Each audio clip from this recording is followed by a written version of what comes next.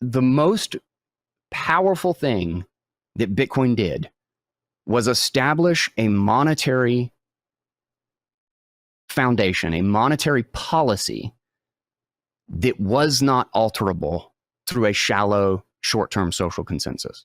That the protocol determined the rules, and then everyone is only able to fight within those rules. And any changes that are made can only occur within those rules. And anybody who tries to break those rules are necessarily forking off. And if they do not get overwhelming support to do that, the change simply doesn't succeed.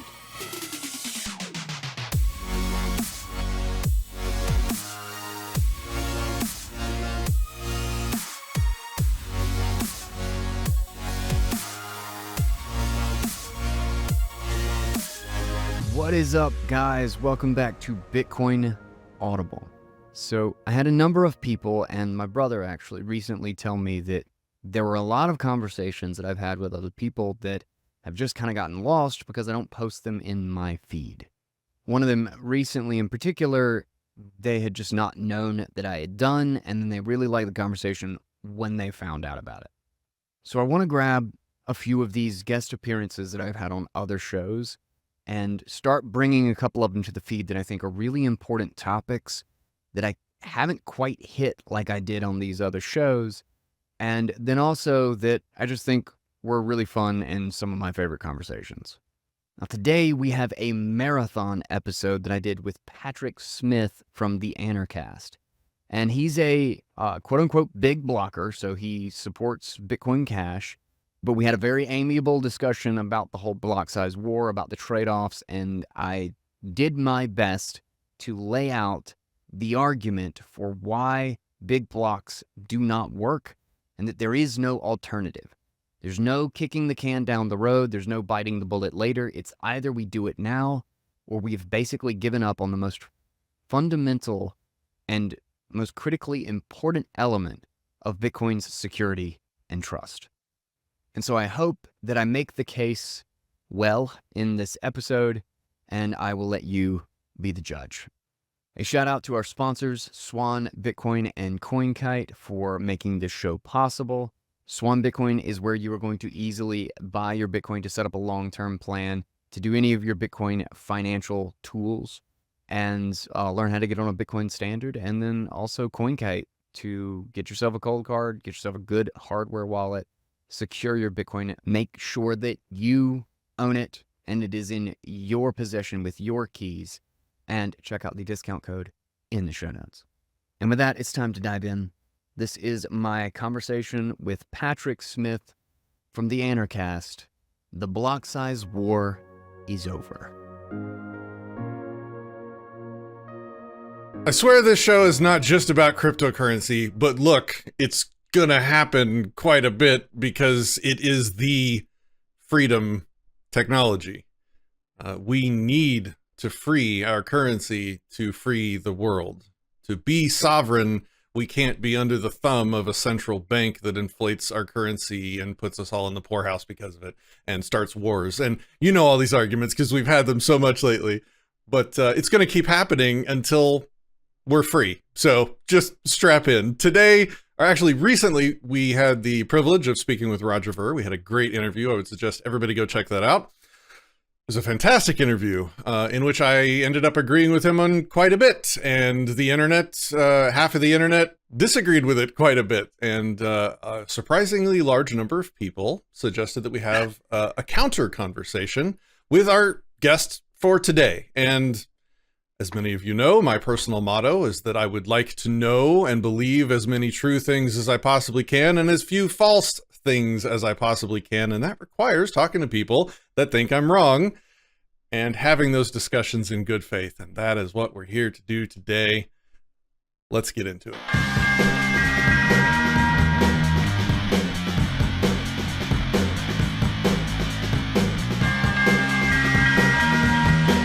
From Dallas, Texas, this is Anarchast.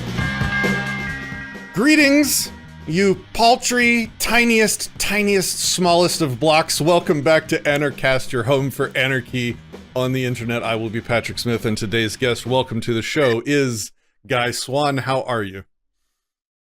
What's up, boss? I'm doing good. How you doing? I'm having a good time, man. I'm here to have a good time. This is going to be a fun chat. Oh, yeah. All right. So this is your first time on the show. And the first question I love to ask first-time guests that also happen to be anarchists is, how did you become an anarchist? So it probably started, it was was gravitating that direction towards in college. And I actually think it was kind of the economics that led me there more than anything. My brother was taking economics in school and we were living together at the time.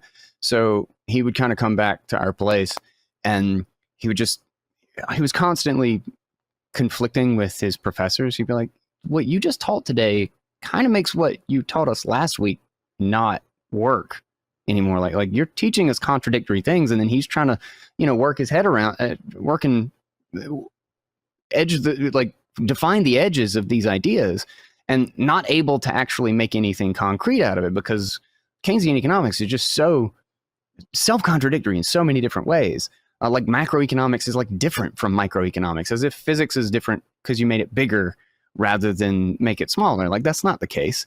So we would kind of like argue this back and forth, and we went on this kind of journey of like, we actually found MMT first, which was funny because MMT is actually a lot more intuitive than Keynesianism.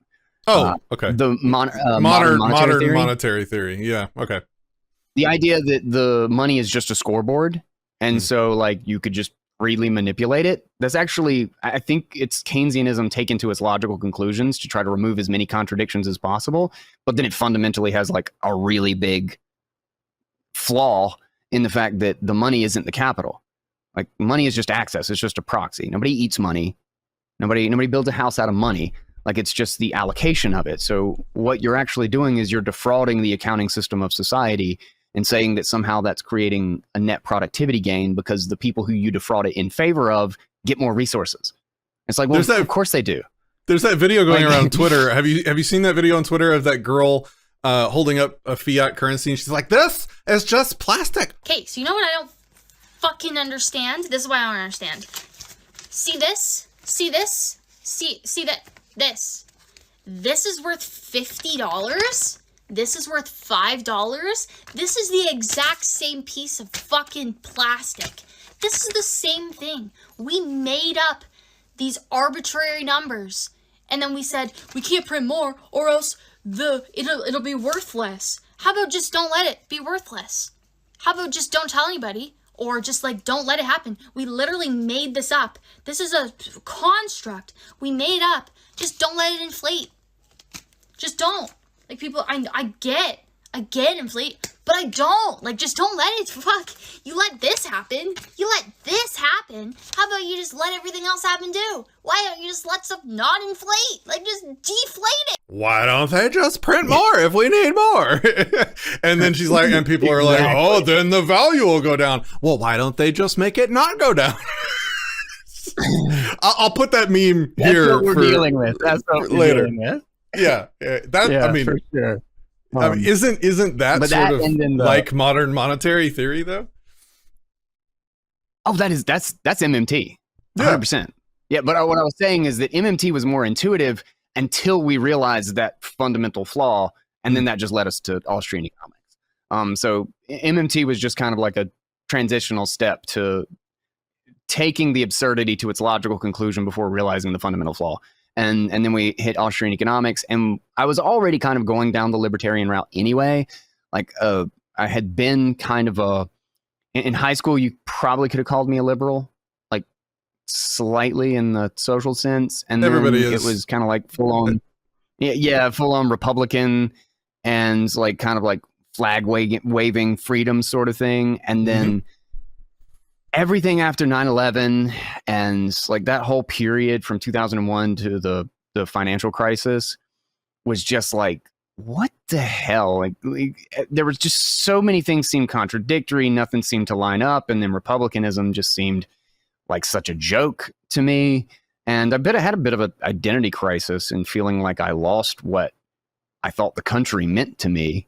And And I remember having like, when I kind of realized that like, oh shit, America's kind of like the bad guy. Like the United States government is like a shithole. And I was kind of coming to terms with that. And I remember there was actually a Benjamin Franklin quote that I found one day in my like, all right, well, what the hell does any of this mean? What am I trying to figure out? I found a Benjamin Franklin quote that said, "Where liberty reigns, there is my country."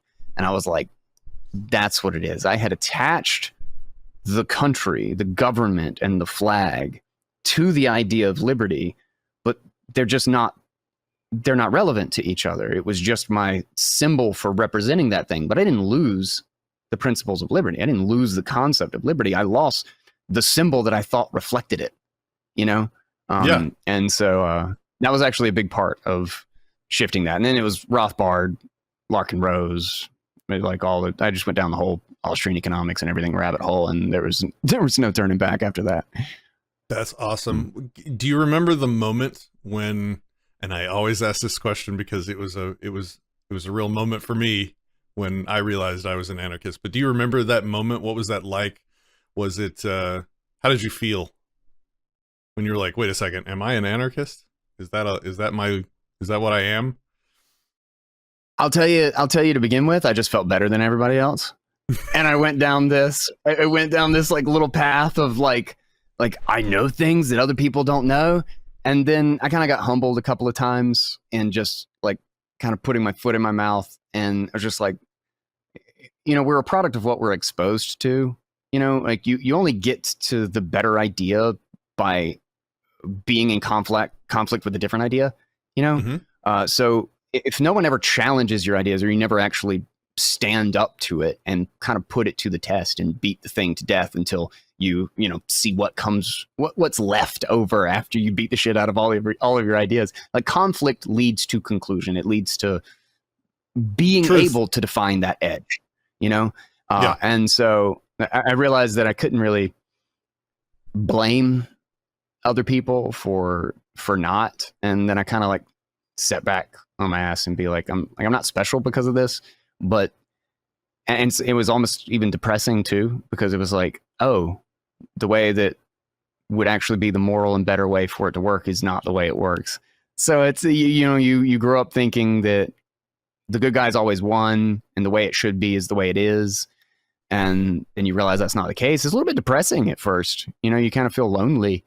But I guess the process of life is dealing with what is real and learning to accept that. I mean, the platitude of, give me the strength of accepting, the strength to change what I can and be able to accept what I can't, sort of thing. We talk about the Stoics quite a bit on this channel. Yeah. And my journey was quite the same. I think everybody that comes out of state school comes out somewhat liberal, just because that's how the system is set up and the social environment is set up. It pumps out lefties, and I was raised Republican, so that was kind of I went through that phase, and then for me default for sure. Yeah.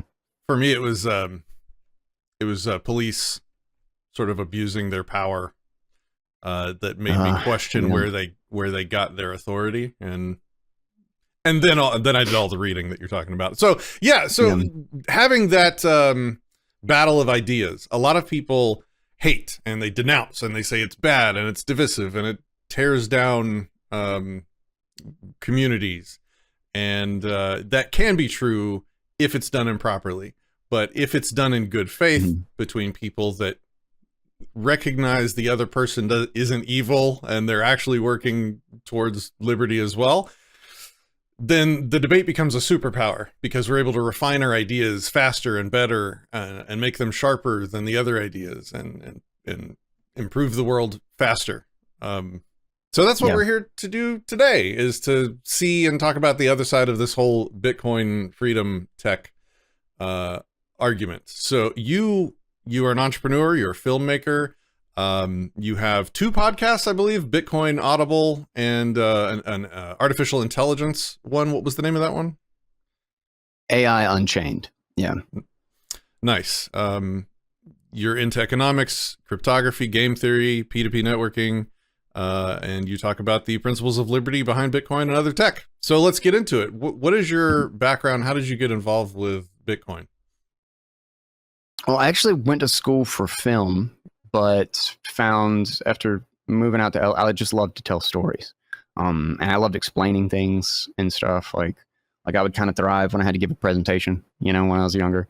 And I loved story because I recognized that, how we relate to everything, like story is kind of the foundation of what we are, like how we think about ourselves. Nobody thinks about a chair as its component pieces.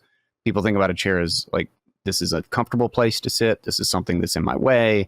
Like you tell a story about how it relates to you. And you necessarily have to, like everything essentially is a narrative of some sort. How do we relate to the things around us? And story is what gives things meaning as well. So I was always loved story, loved film, loved books, and went to school to kind of understand the psychology and practical production of that. But went out to LA and the culture was not a fit. I didn't really like the environment. Everything was so expensive, even back then. And I didn't see a way of, like, I wanted to tell my stories and do what I wanted to do, not work on somebody else's crappy project. So ended up coming back home, not sure what to do. Did my own little media business for a while. Then I was always like super techie. Like we did science Olympiad for years. In fact, I learned more in the science and math competitions in high school than I did in high school, like far and away, building robots and bridges and stuff. So I started to go back that route because, engineering, technical stuff, like it pays. And became a network technician, went kind of sysadmin route. And then somewhere in the midst of all of that, I stumbled upon Bitcoin. And then increasingly, it just took more and more of my attention. Started about 2011 days. Roger Ver was a big early influencer. I loved some of his early talks. In fact, a video I did like a million years ago actually used a really great clip of him about like, nobody can stop it, nobody can turn it off or whatever at the end of a really, really fun little video. I don't even know if it's out there anymore. I have no idea if I could find a copy of it, but it would be fun to do so if I could. I'd like to see it after a decade. Then Bitcoin just kind of took over. Started the podcast just kind of on a whim because the original idea was that like there was so much great content, writing, research papers, books, you name it, about Bitcoin that was kind of finally coming on the scene.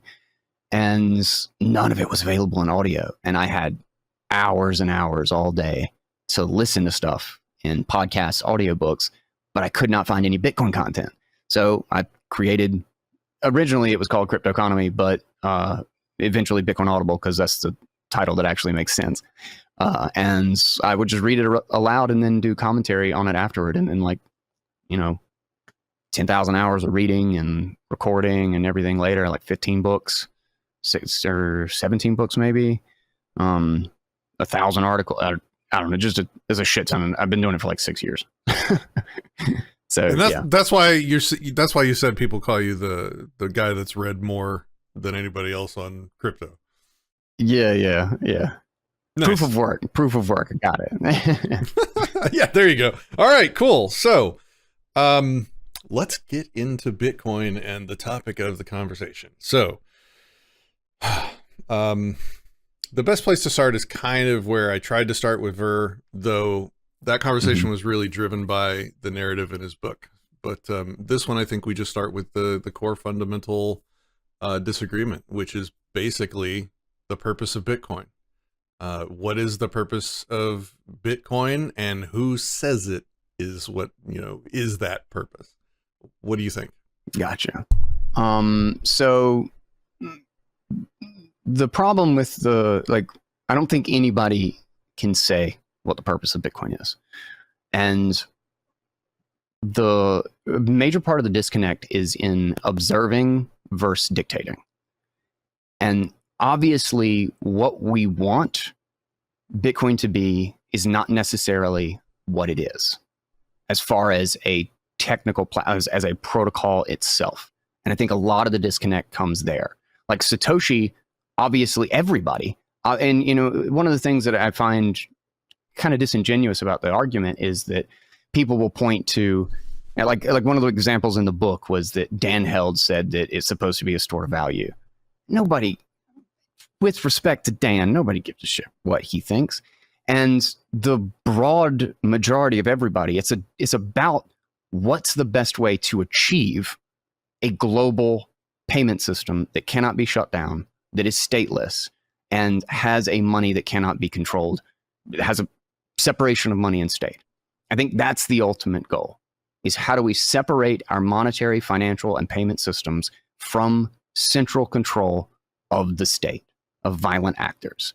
And one of the, so in regards to what Bitcoin is versus what we want it to be, is Bitcoin, the network, like as it is designed, is a series of a whole stack of different trade-offs to achieve different goals.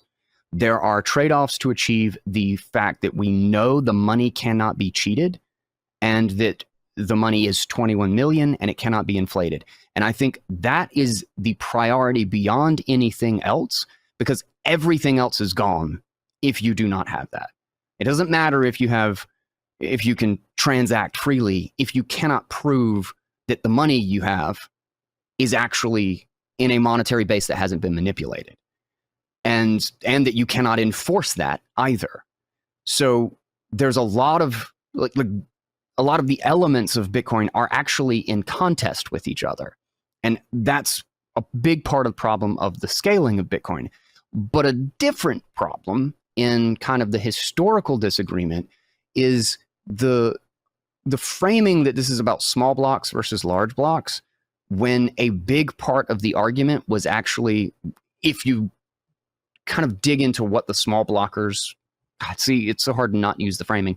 The small blockers were saying is that it was far more about keeping consensus at the protocol layer rather than resorting to consensus at the social layer, because social layer consensus sucks.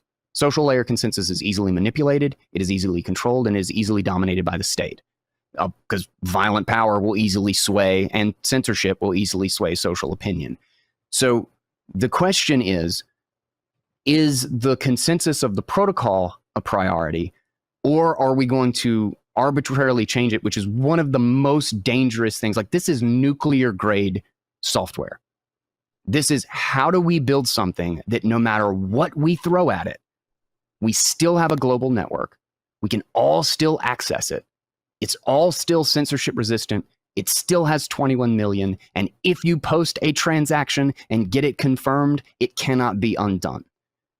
And it's not a simple matter of, it's actually really bad as a payment network in contrast to its monetary security. So maybe I'll let you clarify a second question before I go too far, because we could go down quite a bit of a rabbit hole here. Yeah, and I do want to hit on the dynamics of security.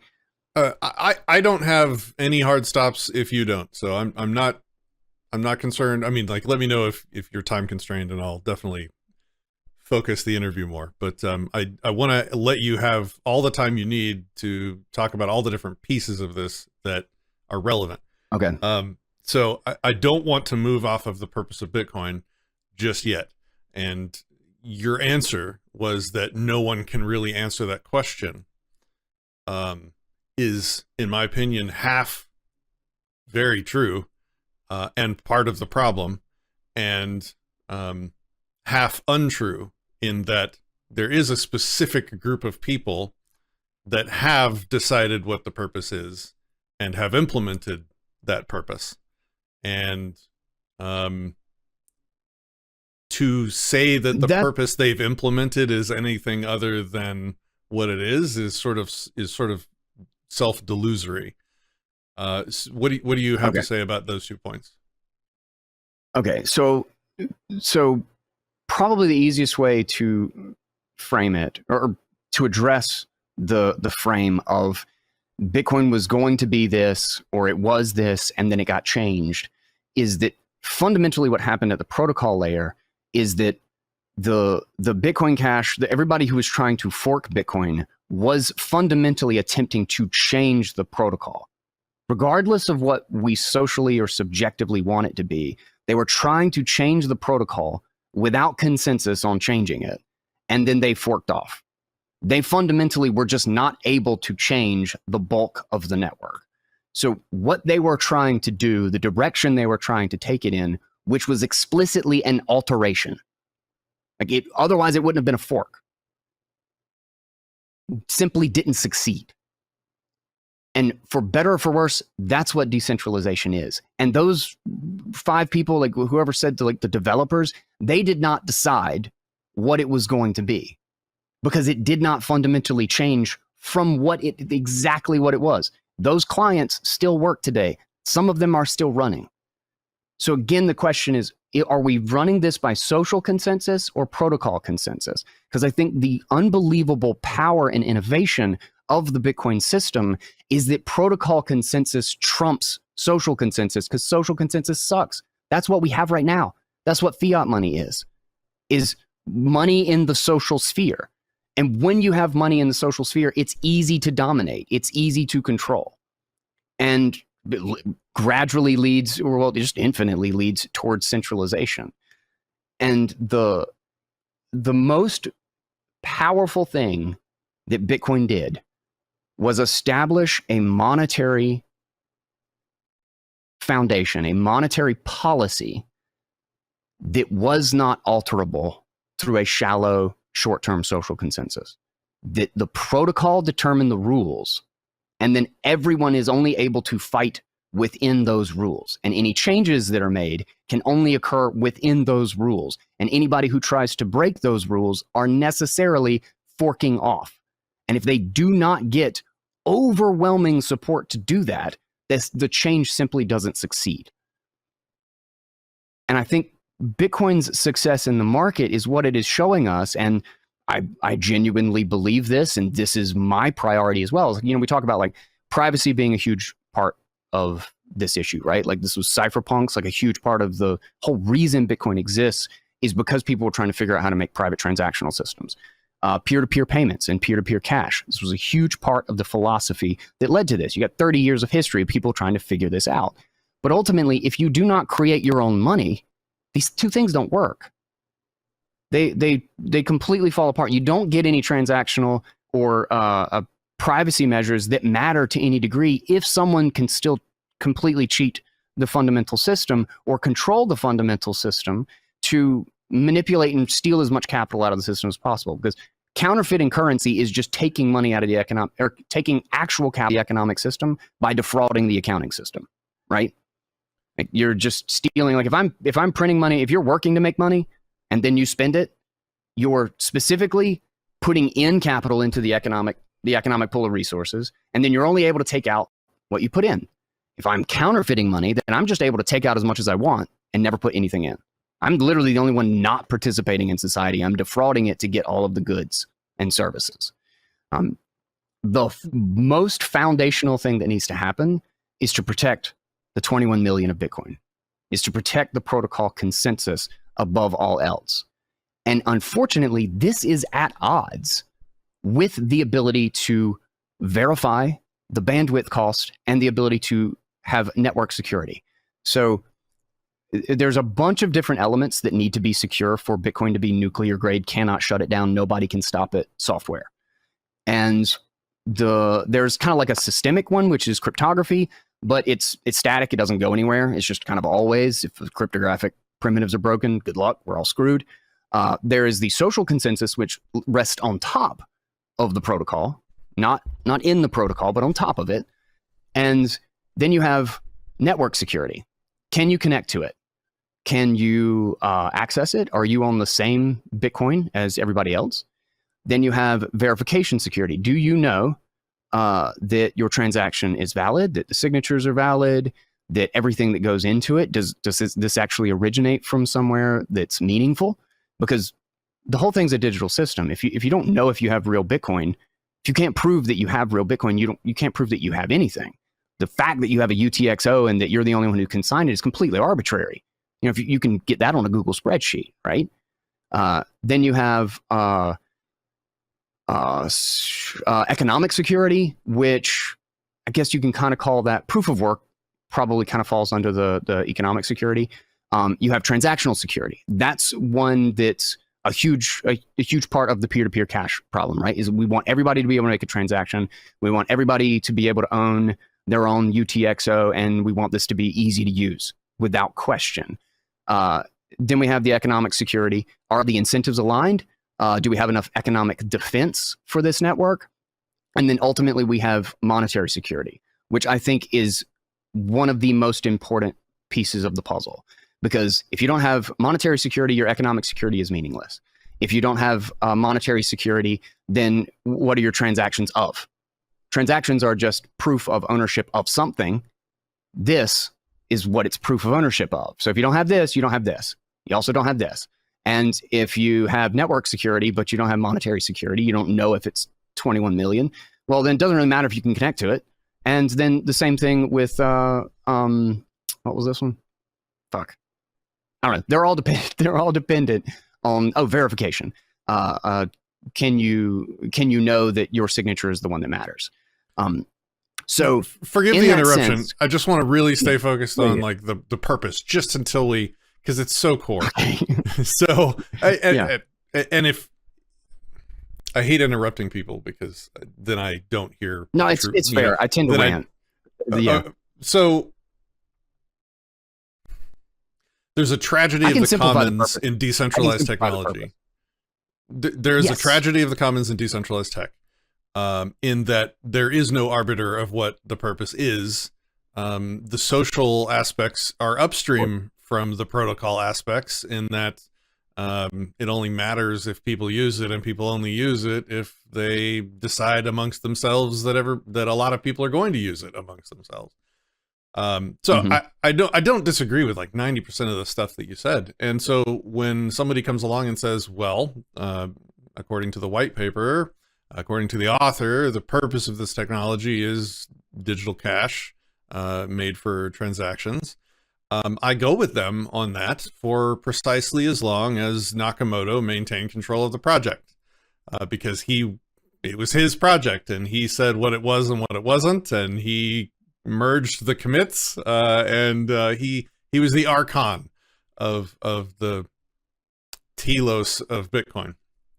And once he handed it off, well, then it was that next person, and once that person handed it off to a team of people, then it was theirs, and they evolve the tech, or they don't. And if they evolve the tech in the wrong way, or don't evolve it in the way that the people socially using it want them to, then it stops being used and ceases being a thing.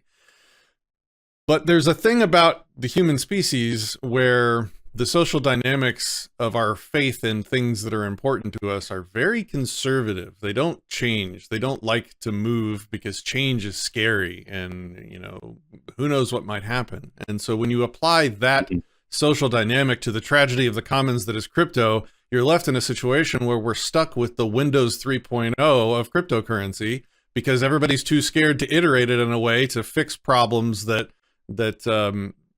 arise. One thing is actually using it as cash and having fast transaction times and low fees. Another one will be coming up very soon, I think. Quantum computing as an attack vector on the protocol, or at least on the wallet cryptography. We can talk about that later. It's kind of tangential, but there's going to be things that come up that present themselves as problems to the efficacy of the technology. And in any other tech where somebody is in control of it, and there isn't this tragedy of the commons, it's a non-issue. Like Monero in the crypto space would be an example. It's more tightly controlled by a group of people that decide what it does, and they iterate it constantly and quickly. They fix problems quickly. They innovate as needed to preserve their opinionated conception of mining for their currency. All other technologies like Windows, and name anything, any software, if it doesn't iterate, it dies. And the ones that iterate best are the ones managed by a small group of opinionated visionaries that really are dialed into what they want the tech to be, succeed and survive longer. And so I fear that the tragedy of the commons, this is a bunch of rambling just to make this point, that this tragedy of the commons stagnates the technology. We're stuck at version 1. Every tech I've ever seen that is stuck at version 1 doesn't survive too long. So that's, yeah, what do you think? I would say, when was the last time TCP/IP was upgraded? And how many limitations does TCP/IP have? Like, we're essentially still on the, like, well, the more foundational It's definitely you been go upgraded in the protocol, not in a breaking way. I Never in a didn't breaking say way. it has to be a breaking way. It does have to be iterated, though. Like, yeah, the increasing. I don't think that's I think that's a disanalogy, because increasing block size wouldn't have broken anything. It would have just allowed more transaction throughput. It's a fundamental fork. It makes everything that occurred prior to it incompatible. But that's why it was an altcoin. Let me push back, because we're at some meat. No right? longer. So, go ahead. Yeah. It's no longer in consensus with the protocol. So if they don't get everyone to upgrade, if all of the infrastructure doesn't shift to this new software immediately, which is a horrifically centralizing moment. Good example. Do you remember Bitcoin Dark at all? No.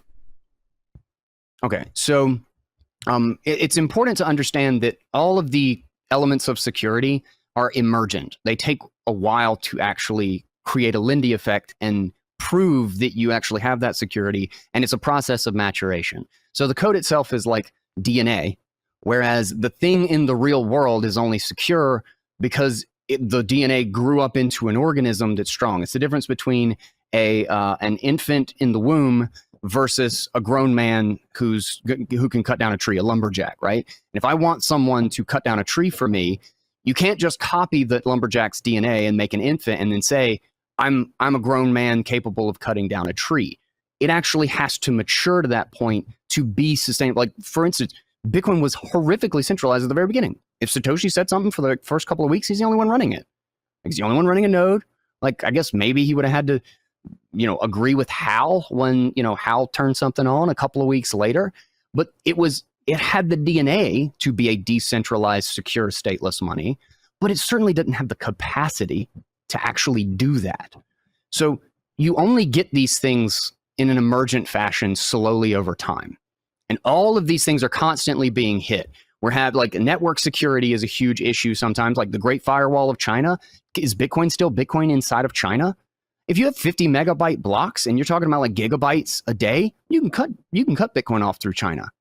If you have a very small, like tight network of throughput, you can maintain the monetary base by squeezing it through every crack in that firewall you can. You can broadcast it on a radio signal over the border. Again, we're talking about nuclear grade security. This is the foundation of an entire monetary stack. And when you look at and going back to the purpose, if you want to simplify the purpose, I think the purpose of a thing is its highest value use case, like the most valuable thing that you can get out of it.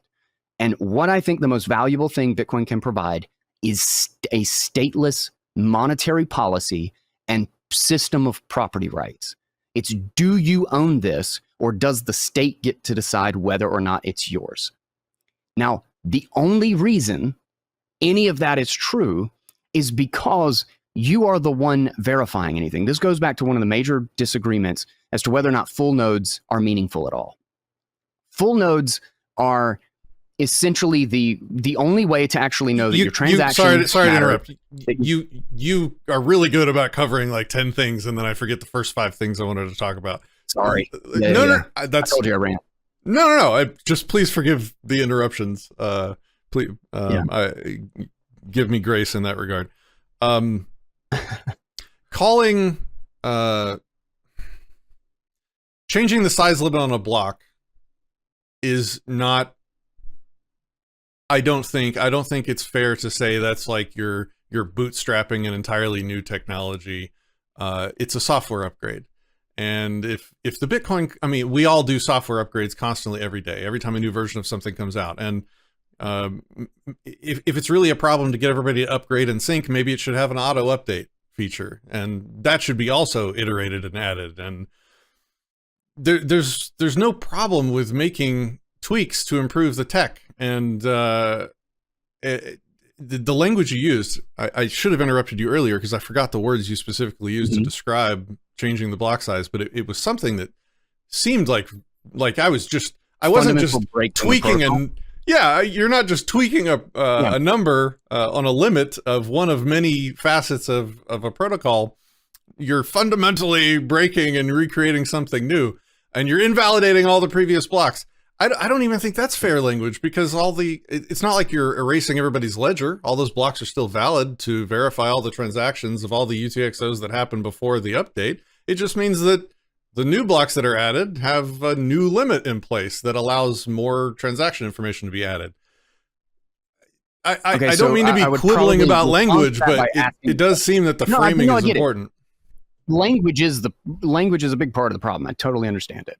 I would ask, is the network the piece of software, or is the network all of the people, all of the computers, all of the wallets, all of the individual owners? Because a fork is disconnecting from everybody else's software, and it's saying you have to download my piece of software right now, this one thing that now the entire network is going to be dependent on, this one version of this one thing that we all have to upgrade to immediately, that one group says we have to upgrade to, or all of it's unusable. Like, that's the nature of the fork of the protocol, not the fork of the project, not like just a fork of the software on GitHub, but a fork of the network itself. And that's specifically why it was an altcoin when they did that, because I didn't upgrade my node. I didn't download their software, so they weren't able to change my computer. Like a good example of the argument. Oh wait, no, illustration. Why is it that it is actually turning it back into an infant rather than just getting a new jacket for your lumberjack or whatever? If we want to use that analogy for the language, is Bitcoin Dark. Bitcoin Dark forked off right around that same time, and for a seemingly very, very good reason, right? Is that we're going to add privacy into the base layer, and they created two different transaction types, and one of them was the normal UTXO, so it was still valid with everybody else's, and then one was a private ring. I think it was similar to Monero. I can't really remember. And they forked off during this whole time because there were a ton of Bitcoin forks all during this zone of time. And it ran for like a year. And everything seemed fine. Everything seemed great. Everybody was on this new protocol and this new system. And funny enough, it was actually a Bitcoiner who was running a full node for a ton of the Bitcoin forks, just out of sheer curiosity of just like, how do these things work? What's going on the things? And he was actually the one who noticed the anomaly. And hardly anybody was running a node for Bitcoin Dark, certainly not a full node. Everybody was doing SPV, which is considered the safe way to not be a miner. But he was running a full node, so he saw it. And more Bitcoin came out of the dark pool of funds than should have existed inside of the dark pool of funds. And if you weren't running a full node, remember, the Bitcoin are only created in the actual set of rules. So if you don't actually know where your Bitcoin were created, like what block they trace all the way back to, then you have no idea if you actually own any Bitcoin, because the Bitcoin isn't even a thing. It's just an abstraction from the rules that you're running in the software. And what had happened is that during the hard fork is the easiest way to attack the entire network and completely change whether or any and all rules of the system, because you're no longer relying on the network to defend the rules. You're saying that this one piece of software is now king of everything, and everybody has to upgrade to it now. They had created 300,000 additional coins that didn't exist. Otherwise, like 21,300,000 into the dark pool, and they'd waited a year to pull those funds out. And because people weren't running full nodes, they hadn't noticed. And because of the fork, all of those assurances disappeared. That fork was their chance to get it in. If they had made a compatible client that for whatever feature or whatever that they were trying to add into the software. Everybody who wouldn't have upgraded would have immediately rejected it, and then they would have forked the second they had money in the system that visible in the system that wasn't following the rules. So you lose all 5. You lose everything about the security of the system the second you create a network fork. And it's not about like what we intend for it to be or what we want it to be. It's about what the protocol consensus is. Because everybody is running, you want as many people as possible running the software. The reason that you have centralized control in the Federal Reserve and all of this stuff is because everybody's just referring to them as to what the truth is. So imagine you got like a stadium full of people, right? You got 50,000 people in a stadium, and then here's a little king. Here's the Federal Reserve in the middle of the system. And he's just saying that this is the state. This is the state of the balances. This is what money means, or this is what math means. Now imagine you have all 50,000 people go to the extreme. Let's say everybody is running a full node. In the first instance, we have a centralized network. Everybody is just connecting directly to him, and he is the authority as to everything that's going on. He can change all of the rules. He can just arbitrarily say whatever the hell he wants, and because we're all accepting it, well then, it's his. This is his system. We are all his slaves. Now imagine we're all running full nodes. We are running, we check everything from top to bottom. We know, we define on our own computer what the system is. And so if he says something, we just check on our own computer and we say, what the hell is that guy doing? We're just going to ignore him. My computer by default is just going to kick him off of my network. And now all 50,000 people don't have to give a flying F. I'm sorry, I've already cussed on this. I don't even know if that's okay. Nobody has to care what that guy in the center does or says. It's the same argument. Like the argument that full nodes don't matter is the same logic as guns don't matter because the state has jets and nuclear bombs. It's like, sure, with my one gun, I am not going to fight off the military. If a battleship comes to my house or something, I can't do anything with my one gun. But if you have a society where everybody has a gun and everybody is willing to defend their right, their private property, their liberty, well, then it doesn't matter how big and powerful that government is. Everybody can just kind of tell them to F off. A full node is that. It's, I am defining for me, I am saying what Bitcoin is on my computer. And if anybody contradicts that in any way, they literally disconnect from my node and I don't have to do anything. It's entirely default. And the monetary rules, the ownership rules, all of those things exist in that software. And it's not a voting system. It's not like, oh, if 10,000 nodes say this is the way it is, then that's the case. No, if I'm running my software, I can be the only one running it, but I'm still defining the money for me. What I'm betting on is the shelling point of the network is going to be that they don't want to get kicked off of the network. They want to participate and stay in consensus with everyone else. And the network is what gives it a decentralization. That is what the people, the computers, all of the robust exchanges, the liquidity, all of these things are what makes it hard to change and what makes it hard to fight against. The second you fundamentally fork the protocol, again, not the software. It seems like a simple change to the software, but you're forcing everything on the network to alter those rules. That's when you can have system-killing bugs. In fact, SegWit2x, the first fork that happened before Bitcoin Cash, fundamentally broke the whole thing. They were just trying to do that simple thing of just changing that one number, and they had an off by one bug, and they were never even able to produce a block. They launched, and then just the network just died. And even Bitcoin Cash fundamentally broke the difficulty adjustment. They were trying to create a system that was going to save it if it ended up with a minority of the hash rate, but they ended up allowing one of the most elegant pieces of the network to be gameable. It was the incentives were lopsided. And again, if it wasn't a hard fork, they wouldn't have been able to make that change. And so Bitcoin Cash was like a mess for like 3 weeks before they had to hard fork again, and everybody had to upgrade to the new client, which wasn't as hard because the old one was just kind of grinding to a halt. They'd have like 12, 18-hour blocks where nothing came in, and then they have like 2016 blocks in a matter of like an hour. probably wasn't that extreme with like within an hour, probably took a half a day or something like that. But there were literally seconds between blocks because of how the they called it the EDA, the emergency difficulty adjustment. And essentially the incentive only worked one way. The adjustment only worked one way.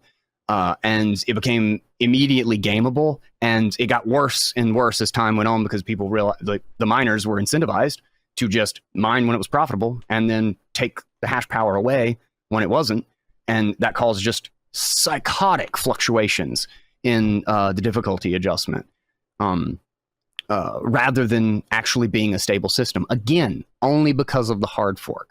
As soon as you hard fork the protocol, everything that you built up in the tens of thousands of computers that are defending the network, like, this thing is a fortress of validation. That is what it is. You have to get 10,000 people to check your work and agree with you in order to do anything on the Bitcoin network. That is its strength. And the fact that nobody can agree on anything, the fact that Dan Held thinks it's supposed to be a store of value and Roger Ver thinks it's supposed to be peer-to-peer cash, that's actually a security element. That's a security element in the social sphere, that this thing's hard as a rock, and we're all going to scream and bitch and argue about all this stuff, but you can't change it. It's stuck. So if you want to solve a problem, you're going to have to do it within the protocol consensus. And that's its value, not its drawback. The limitation or the trade-off there that value is the death knell of technology. Techs that don't iterate die. That is, if there's a universal rule of technology, that's it. You have to iterate, you have to improve. And look, I'm not saying you're wrong. And here's another thing. I'm not here with a side like some of the people participating in this conversation. I'm not here trying to convince people to change Bitcoin. I'm not trying to sit here and convince people to not change Bitcoin. I'm like back here on the outside pointing out problems that are intractable. There's hundreds of thousands of wallets that literally can't spend their Bitcoin right now because they have less than the network fee.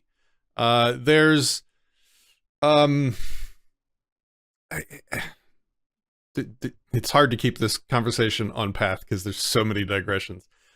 There's so many things. I'm not sure to what degree I give a shit about China. Like, they have chosen to live under communism and they're happy with their firewall. Otherwise, they'd be resisting it. So am I going to enslave? Am I going to enslave my freedom to what commies in China will allow? I don't really like that, but at the same time, I do want to free the world.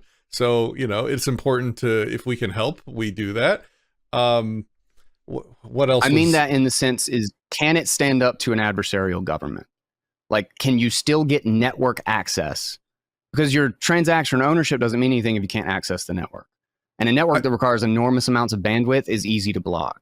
Here, I don't know that any of the technology thus developed in cryptocurrency is resistant to government if the government truly becomes a threat actor. They have such capacity to introspect every single one of our internet connections in real time with AI. I forgot what they're called. There's AI firewalls, AI monitoring that they can switch on at the ISP level. There's a fair point there. So I think the whole tech is still vulnerable. But anyway, that's yet another of a million digressions. My criticism was that its purpose is an intractable problem. It's going to be whatever people say it's going to be, and the human species is not going to want to change Bitcoin, and they're not going to want to click the update software button that doesn't exist, by the way, which might be another part of the problem. They want Bitcoin to stay Bitcoin. Okay, so it's going to get out iterated, and other cryptocurrencies are going to come along that do what Bitcoin does better, faster, more securely, more privately. The Band-Aids, bolt-on techs like Lightning that, and I know I'm using opinionated language here, and it's not meant to be insulting or exacerbating. It's just, it's fine. I'm speaking honestly. Listen, I'm not offended. I'm not offended about any, and I'll also go ahead and preface, actually, is that the purpose in my mind is stateless money. Like, if I thought Bitcoin was the opposite, was not providing that, I don't have any religious devotion to Bitcoin specifically. If I thought something was doing that better, I'd be happy to jump on it. The problem is the fact that if you do not have, Like, I literally think we should be designing something that is state proof. I think Bitcoin is the closest thing. It's still got a mess of problems. It's still a disaster in a lot of ways. It's got a lot of mining centralization, both in the physical, which we've at least seen if it's attacked in like a full-on ban sense with China, that it does respond relatively quickly. And mining pool centralization is a problem, but it's at least at a higher layer. It's a network layer problem rather than a fundamental where is the actual hash power located problem. So it's a slightly easier one to solve, but it's still not an easy one to solve. It's got a lot of problems, and I'm not saying it's not. Lightning has a lot of drawbacks. The onboarding problem, the fact that you need an on-chain fee is a pain in the dick. But at the exact same time, it's a 50 to 100x increase in the amount of payments that it can actually clear, and without actually fundamentally increasing the cost of verifying and proving the monetary security. So every other means of quote unquote updating that I have seen have all just traded off one of the other elements of security. And one of the big ones has always been, can you verify and know without a shadow of a doubt that your money is real in the system and it's not been created out of thin air, or it's not been created outside of the rules? Like, I think even the Ethereum archival nodes, like the first 100 blocks they just don't even exist anymore. You can't recover them. So you have no idea where the overwhelming majority of Ethereum were created and what the original ownership was. You just don't know what happened in that. And in that sense, you can only ever prove what you can still get access to. If you only have the full nodes with Amazon and Google and Visa, if it takes 30 terabytes, if they're the only ones that can run a node, well, then they're the ones who decide what the miners' rules are, what their restrictions are. They're the ones who decide because everybody's connecting through them. Now, that doesn't mean we have the same problem with transactional. We have the same problem if it costs more to move the UTXO, just like you said, than the fee on the network. Like, that's a pain in the ass. But we're looking at the difference between a broadcast and a unicast network. What Satoshi made was peer-to-peer digital cash that only scaled to a certain degree. As soon as it got to a certain point, the bigger, like in fact, that was like one of the very first responses. Like, I think the first thing that was said on the cryptography mailing list after he published it was, this is a great idea and it seems really interesting, but it doesn't scale. It's a broadcast network. So every single message that happens on the network has to go to every single participant. And the only reason it's secure is because everybody checks the work. If you don't check the work, you're just relying on someone else, and then they're relying on someone else, and they're listening to the guy in the middle of the stadium. As soon as, if you can get people to check the work, well, then the crowd, the network itself is the one that's defining whether or not it's real. Like, whether or not it's actually Bitcoin, it's actually in the monetary policy. Sorry, Look, you sound like you want to interject. Yeah, it's to the point, like, if we only had a small group of large corporations that run full nodes, I think there's some exaggeration in there, but fine. Let me just give that to you, whole cloth. So what? If Amazon if Microsoft mismanages Windows, I'm going to switch to a different operating system. If the companies that are in charge of iterating their tech start making unhealthy decisions, I'm going to use different tech. It's the competition that brings the social and technological security. It's the fact that iOS exists gives Microsoft a reason to make sure Windows isn't full of bugs and exploits, because people will switch. This idea that we're afraid of a few small, large nodes ruining the tech. I mean, if we have competition and we have alternatives, then it's going to be in those companies' best interests to make sure that they don't. And we would have ways to verify that they're doing what they say they're doing by having independent audits. And everybody doesn't need to be their own independent auditor. I don't need to I don't need to be an expert in operating systems. I need to trust, not separation of concerns. It's an economic term. Separation of jobs. Oh, I know what you're talking about. Where everybody doesn't have to be an expert in specialization. Everybody doesn't have to be an expert in everything. In fact, that's impossible, and to attempt that is dumb. I want to find somebody that's really passionate and is a real expert in what they do to do it as best as they can, and then I want to give them $5 a month to do it for me. That's the economy of scale. I can't think of the economic word for it right now, but separation of concerns allows us to be way more successful. I know what you're talking about. I know what And you're if talking about. if Microsoft starts fucking it up, like they certainly have over the past 5 to 10 years or since the beginning, like Windows 11, what a complete dumpster fire Windows. in terms of monitoring Jesus, and all don't this even get stuff. me started. If they start messing it up, I'm not going to say, well, it's time for me to develop my own operating system. No, I'm going to go find a different expert that's not screwing it up as much. And then I'm going to semicolon and point out a problem that I see with a lot of open source projects. Most open source projects are dog water. They're failures. They don't go anywhere. And then when you add decentralization to open source, it becomes a tragedy of the commons on top of a bag of a dog poo poo. And so few of open source decentralized projects are successful and well run. Though the open source projects that are really well run, like Linux, are run extremely hierarchical. Yes, anybody can submit, a change or a pull request, but you're probably going to get made fun of and called names by Linus. Because he is in charge, or somebody a small team of people he's delegated. There's a hierarchy, there's a vision, there's opinions, there's quick iteration made possible through that. The more decentralized a project is, the more stagnant it's going to be. Holy God! And the more stagnant it is, the more quickly it will become irrelevant. And that's my point. Like, if we care about Bitcoin as opposed to the alternatives, then we want it to iterate. We want to click that software update button as often as we need to keep the tech relevant. Right now, it's falling into irrelevancy in any of the categories that I subjectively care about. That's the important point that we were making when we were talking about the purpose of Bitcoin. We all have our own opinions about what it should be and what we want to use it for.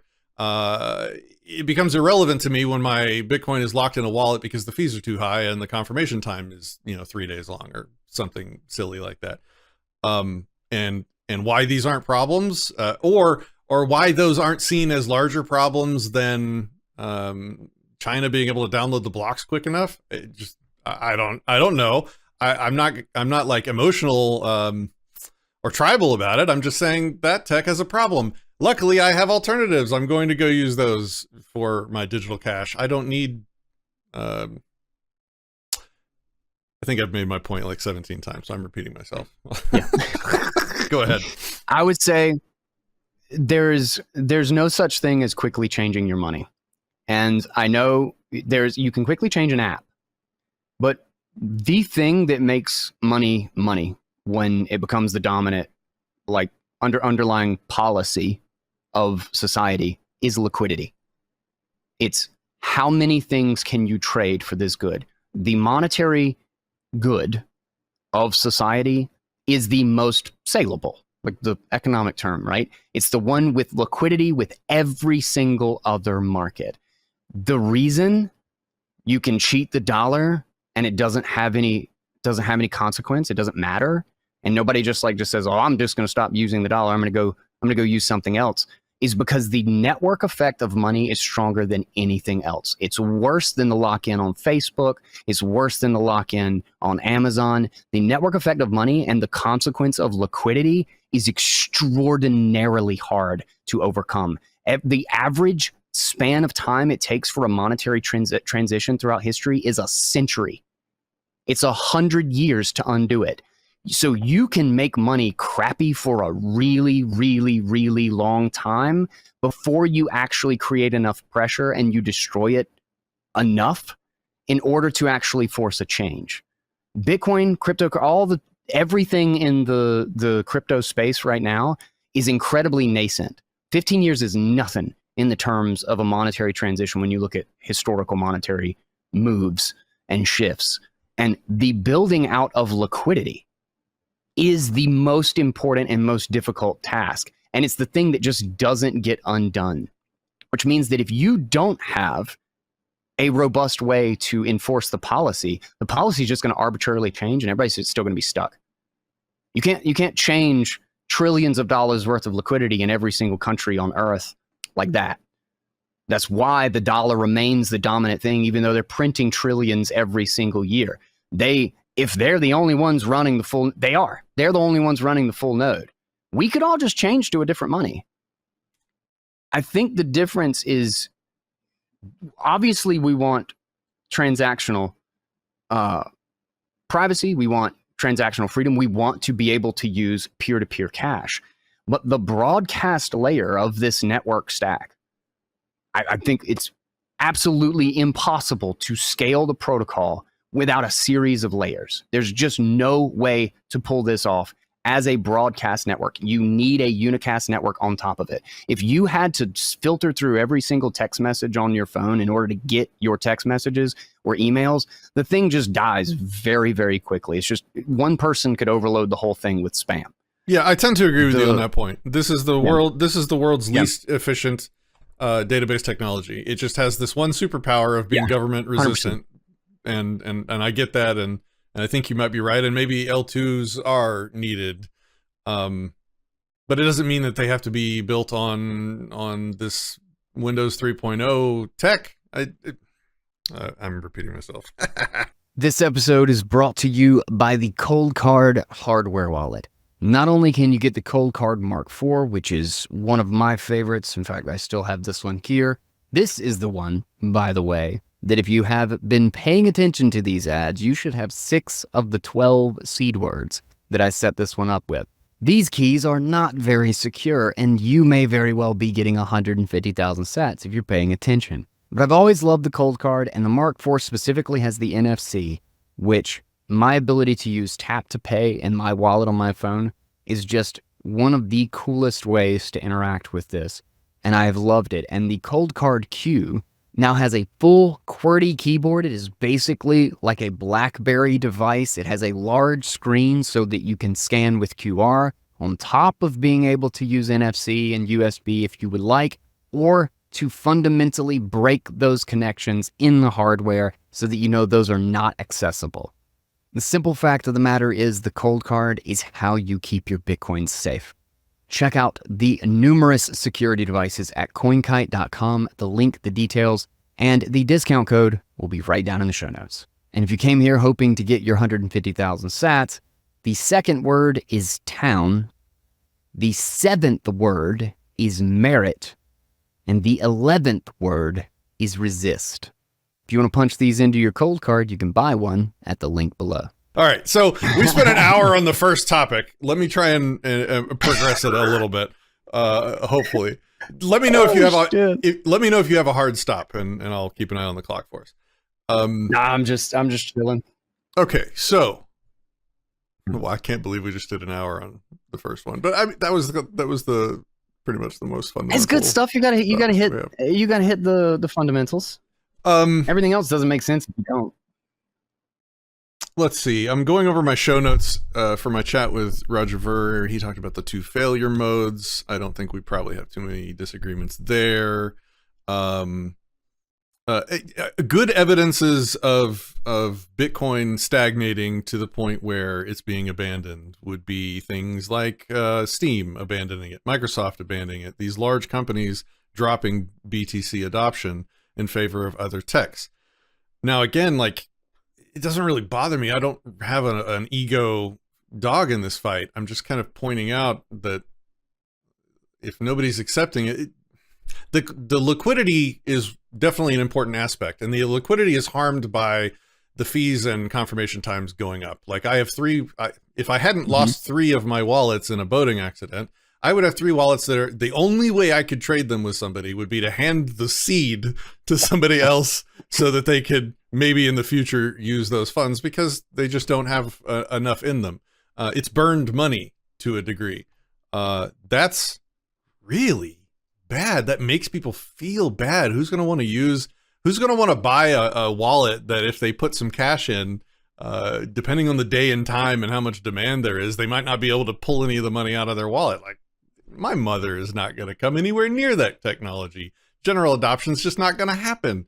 As evidenced by Steam and Microsoft and these other companies that were accepting it for a while, no longer accepting it. What do you think about that? Like, it feels like this is just really obvious evidence that some poor decisions are being made by the community, the tragedy of the commons. So what they stopped using was Bitcoin base layer transactions as retail payment. And that was always going to happen. The scaling problem is not something that just ends one day. Like, we don't hit a point where we have enough payments. As soon as you have the capacity to do more payments, it'll just get filled up. If there's any demand for the good or the service, we'll just, it's what's Trayvon's paradox is, if you open up the capacity for more demand, everybody will just fill it, right? Jevon's paradox. Yeah, especially because especially because of things like allowing people to put JPEGs on the goddamn blockchain. 100%. I'm really opinionated on this, but again, it falls to the exact same problem. We can agree on that for the next 10 minutes. It falls to the exact same problem. The tragedy of the commons, the lack of leadership that can say, "Look, guys, this technology is digital cash. Get your fucking JPEGs off of it." Like, that's DDoSing. Yeah. Stop it. But that person doesn't exist. So the purpose of the technology is whatever people can make it be, which is an attack vector that is not going to get repaired. I interrupted you to rant about JPEGs again, but go ahead. No, totally get it. I'm 100% with you on that one. This shit drives me crazy. Filling up a whole block, scanning pictures of your ass, and just it's such an absurd thing. I can't even. But anyway, what was it? Oh, the scaling problem is infinite. Is someone's ass on the blockchain? You know, like 100%. I love and hate that very deeply. Yes. I feel you so much. But the scaling problem is infinite. Like, when somebody says, like, oh, well, this could be better, like, as soon as we're entering the area of we're going to fork it, we're going to break the software, and we're going to open ourselves up to the introduction of a breaking bug that could potentially hold on a second. Follow my reasoning for just a second. I'm holding. Believe me, I'm holding. Okay. If you fundamentally split all of the network software so that everyone has to upgrade, you introduce the capacity for consensus bugs. You introduce the capacity for a complete changes to the monetary protocol, any and all. And as soon as we introduce, and it's a hugely centralizing force, because the defense is people aren't upgrading. People are still using the old rules. And if there is a bug, if there is a change to that consensus rule, those old nodes will still reject it. So the longer it takes to actually make any changes, the more secure that change is. Because it means there are people who are still checking and validating and ensuring that it doesn't alter the consensus as it has always been. And of course, it's not kicking people off. Like, if you fork and I don't upgrade, well, then my wallet is just inaccessible. I don't have any funds. I'm not connecting to anybody, and it's unusable. And now I have to go find somebody else's software and figure out, and it's a huge attack vector of, like, phishing and God knows what else, because my software is no longer connected to the network. My network security is gone, and I have immediately introduce a trusted third party. The scaling problem. So when we talk about, like, 8 megabyte blocks versus the 2 megabytes or 4, however you want to measure it, that it is right now, is 8 megabytes. It's like, okay, sure, maybe we'll have low fees right now, but Ethereum has, like, what, 10 times the general capacity or more? Because they have like 2-minute blocks. And sort of, their systems is like a little bit different, but they had $100 fees, $150 fees during, like, all the crypto stuff. Back in 2013, there was a gambling game that basically put all of the transactions in the gambling network, basically broadcasted everything to the network, and they started filling up the entire network all by themselves. And if transactions are free, everybody's just going to broadcast, and then it build business models that rely on transactions to be free. And then, because you have a broadcast network that necessarily has to have a restriction on how much how much data can actually go through it, or you just have PayPal. You just have PayPal if you have a central authority determining what the rules are and what transactions are valid and not. And if you have if you have 8 megabyte blocks, 32 megabyte blocks, all of those are totally meaningless in the scope of the actual scaling problem. A lot of people are doing this thing where they're taking like how many retail payments do people make on Visa or the FedWire or whatever it is, how many transactions do we have? And then this is the capacity that we need. The second that capacity is open, this is programmable money. This is digital money.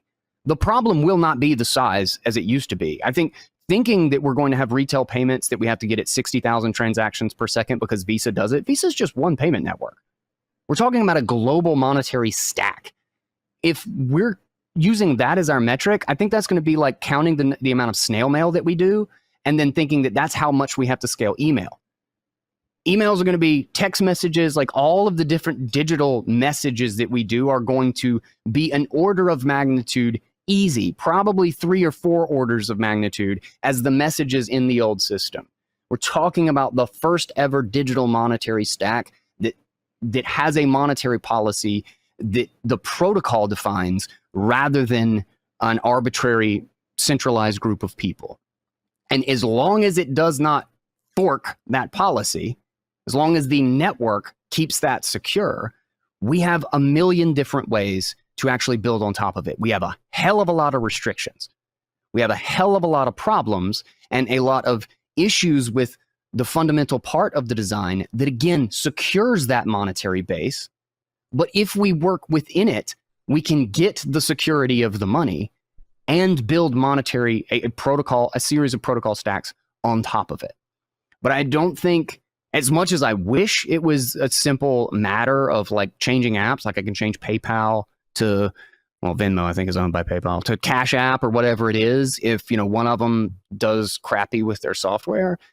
I think money is a far lower part of society, and it is a far deeper protocol. And we're talking about like, if we don't have this fully decentralized as absolutely hardened as we possibly can in 20 years, and we end up resulting in just a handful of people or some simple federation or whatever, basically guiding and controlling, arbitrarily changing what the rules of Bitcoin are. You know, let's say we change the one guy in the stadium to like 50 people that we trust.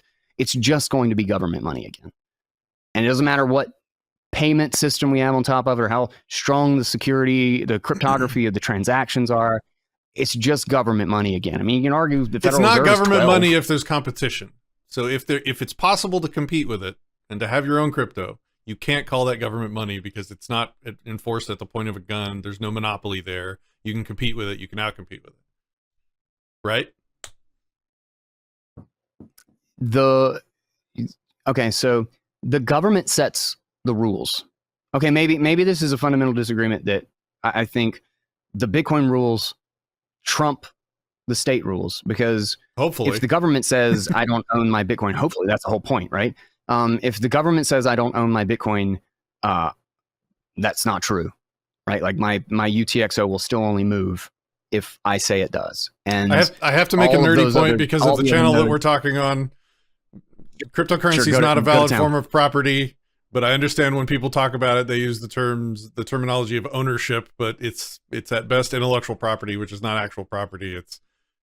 You don't own Bitcoin. You have access to manipulate a network packet. You control it. You control it. Okay. You control it, and money is money. I just had to make that annoying point because of the channel that we're on. So, that's like a semantic thing, and I mean, in a sense, you're right, but I think in a meaningful sense, if you're in control of it, you own it. You know, like that's the point of ownership. Is this something that I can use for my purposes? You know, you can say I don't own a sandwich, but it's a question of whether or not you're going to eat the sandwich or I'm going to eat the sandwich, right? Ownership is the right to control something, not the ability to. Like a thief has control of your wallet when he steals it from you. That doesn't mean that he owns it. Well, he controls it. The point of ownership is to this is semantic. I'll cede the fact that okay, this is about control, not ownership. But if you have an independent system of control that is not stateless, I think fundamentally you're creating a system that mimics ownership in the way that ownership is supposed to mean. You know, like what is ownership supposed to mean? It's supposed to mean that it's mine. Well, the protocol determines whether or not this Bitcoin is mine, and my ability to keep a secret is what protects that control, that ownership. I'm going to invite you back, and maybe we can talk about that on a future show. So okay. sorry for go down the sorry for doing that to us. That was my fault. Whatever. Let's. Do you remember? I want to go to the Lightning Network next, but I want to let you finish your point before I interrupted you. Okay. And if you can't, then it's my fault for screwing you up, and I apologize. Basically, the broader point was that the scaling problem is infinite. We have to have layers, and there's zero functional way for the base layer broadcast network to not have high fees. And the way it's an open square, you know, the mempool, like the broadcast network of Bitcoin, it's not made in such a way that you can actually guarantee low cost fast payments, because it's literally just people screaming out their transactions into this global network, and it's being distributed as fast as possible. It literally has like weather.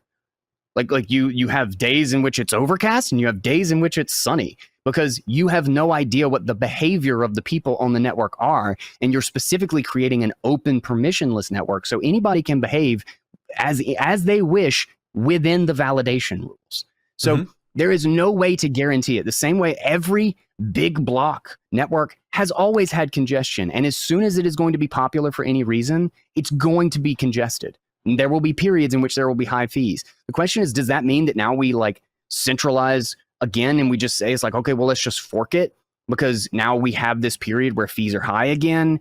And so every single time we come to this problem, are we always going to solve it by going back into the social sphere and arguing about consensus and now having an arbitrary change as to what it is? Like the fact that we have 1 megabyte, which we don't have 1 megabyte, but the fact that we have the block size the way it is, the only reason it's technically it's 4 megabytes in block weight, but it meaningfully means about 2 megabytes. So it was basically a doubling during the whole block size war, just because of the kind of trick of the software that was solving the malleability problem, solving the bug of being able to alter the signature and make it so you can't find the transaction hash properly. Just whatever the mechanism they did to solve that, they found out that they could actually get a quote unquote block size increase without actually breaking the consensus, like altering the protocol itself, that only the people who upgraded had to worry about it. And then you could upgrade slowly. That's why all of the changes of Bitcoin, even before then and since then, have just all been soft forks, which have been a ton of different changes, actually. They're just slow and difficult.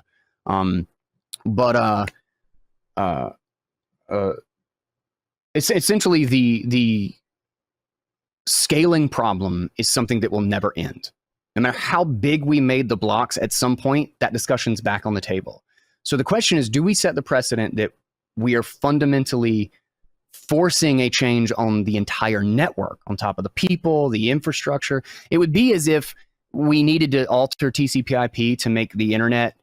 Like, how long has it taken to get version 6? Like, they've been trying to do that shit for 25 years or something on TCP/IP because we ran out of IP addresses. God knows how long ago. Tragedy of the commons. That's just everywhere. Yeah, that's the sort of problem that we are having. But that protocol is base level enough that we're still using it, and we're still trying to upgrade it. God, Jesus, I hope we don't get to a point in Bitcoin that it takes that long to actually put in the next thing. But the number of things that we can actually do within it, I think trying to rebootstrap a new monetary base and the fact that it's going to compete on monetary liquidity as a more important factor than any arbitrary like payment network characteristic or payment app benefit, something that we want. And as soon as you have a broadcast network, it doesn't matter. You can't guarantee low fees. Like, at some point, you should, like, the difference between 20 megabytes and 2 megabytes is like we're standing at the edge of the ocean and I'm holding a glass and the other guy's holding a bucket and he's saying, see, I can hold more of it. And it's like, well, the problem is still the ocean. Like we can get a dump truck and it's still just not going to mean anything when we're talking about a global scale monetary system. So I think the best that we can do is figure out how to work within it, make every single UTXO. How do we make these things represent 1,000 transactions, 10,000 transactions a piece? How do we still want the holy grail of some sort of a two-way peg, and everything we find just has trade-offs. All of it just has trade-offs. There's no perfect solution.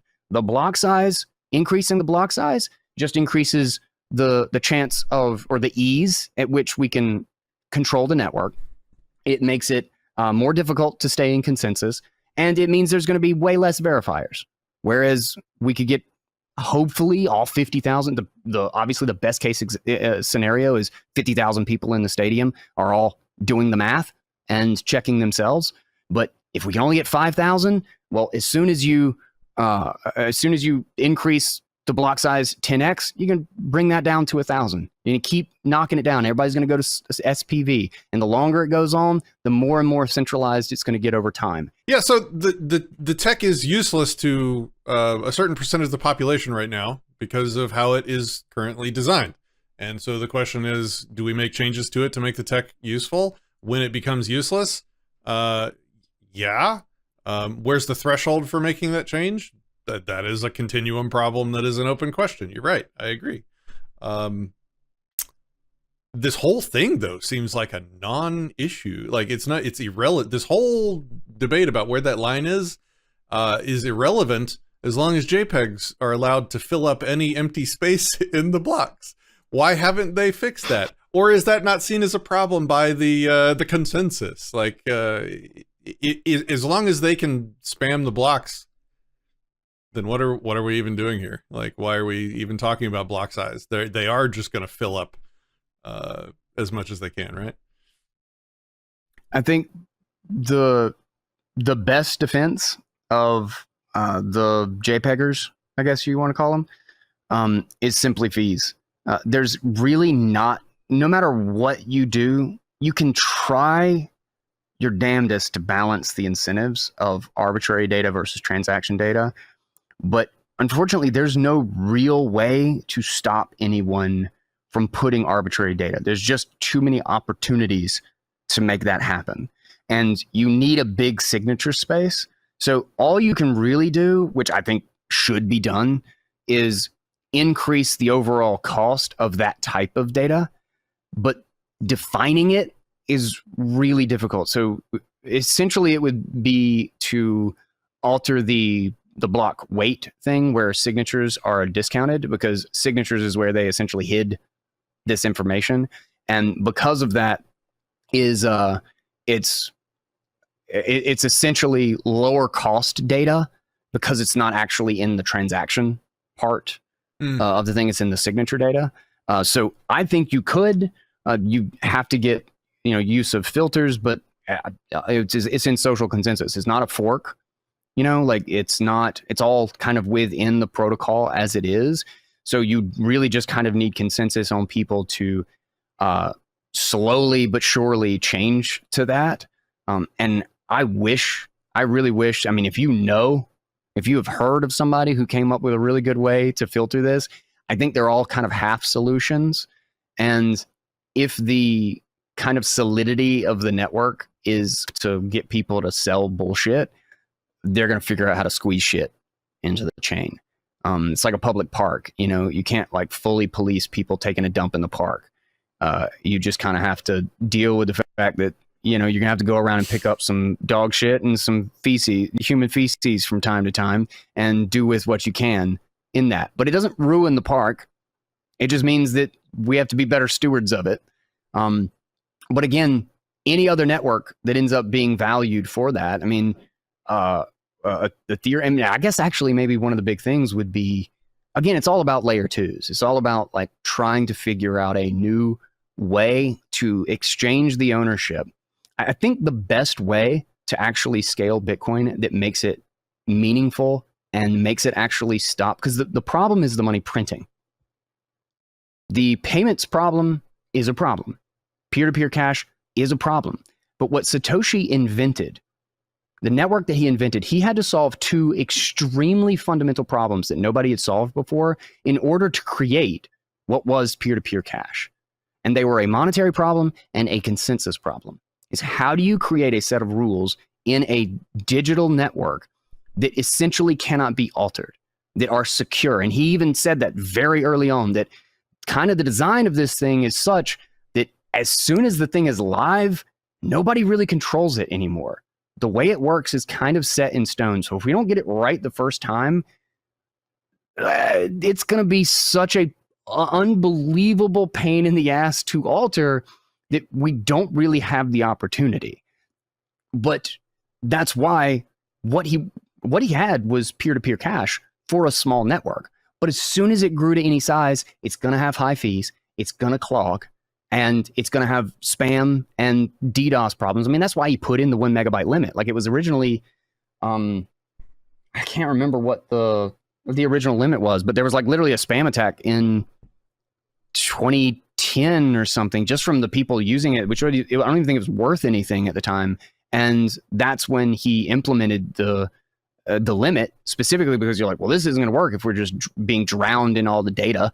And arguably that's what happens. That's what's happening with JPEGs and the poopers in the park. But again, if you have a solution to that, I would love to hear it. I think the best we can do is kind of do a network level filter. But that's like hugely contentious, and everybody's like bitching about it. And it's almost impossible to come to consensus on this. So I don't know. The thing is that I would love for fees to be low. Always. I would love for cheap and instant payments to occur. I would love to have full-on privacy.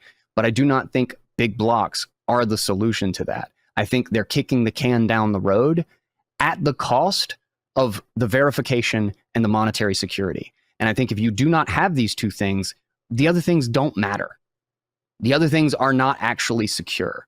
You're diluting the sovereignty of holding your UTXO rather than spreading it out to as many people as possible. It's a tank. And we were never going to drive a tank to go get groceries. It makes sense to have multiple layers for shallower payment networks. I mean, even Hal said from the very beginning, and his example of what it would be was really disappointing, is that he said it makes sense to have Bitcoin banks and have custodians, and that you have payment networks on top of it. But we don't want centralized payment networks. We want decentralized payment networks. We want to be able to own it ourselves. We want unilateral exit capability. That's a hard problem to solve, but it's not as hard as the money problem. The money problem is insanely difficult. That's a 0 to 1 invention that wasn't even considered possible in the digital space to solve the Byzantine generals problem. And we did that. And we should not trade that for an application layer problem. I think we can design. We have state chains. We have the Lightning Network, which is not the retail thing that it was sold. It's very difficult from every single user perspective, but it's going to be a 30-year problem.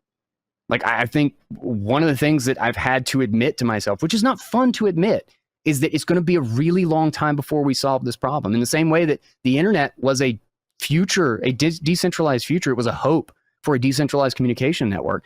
But we went to Web 2, and Web 2 is like grossly centralized. We kind of lost a lot of that. But I think Bitcoin is proving that if the slow route, it was Bitcoin being invented that we needed to fix the internet. But it was just not going to be an easy process. We need more.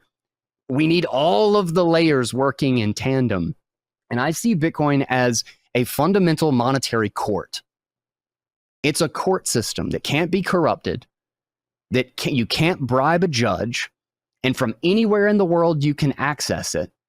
And you can go to court, and in 10 minutes you can prove that you are the absolute owner of every of whatever it is that you own within that system.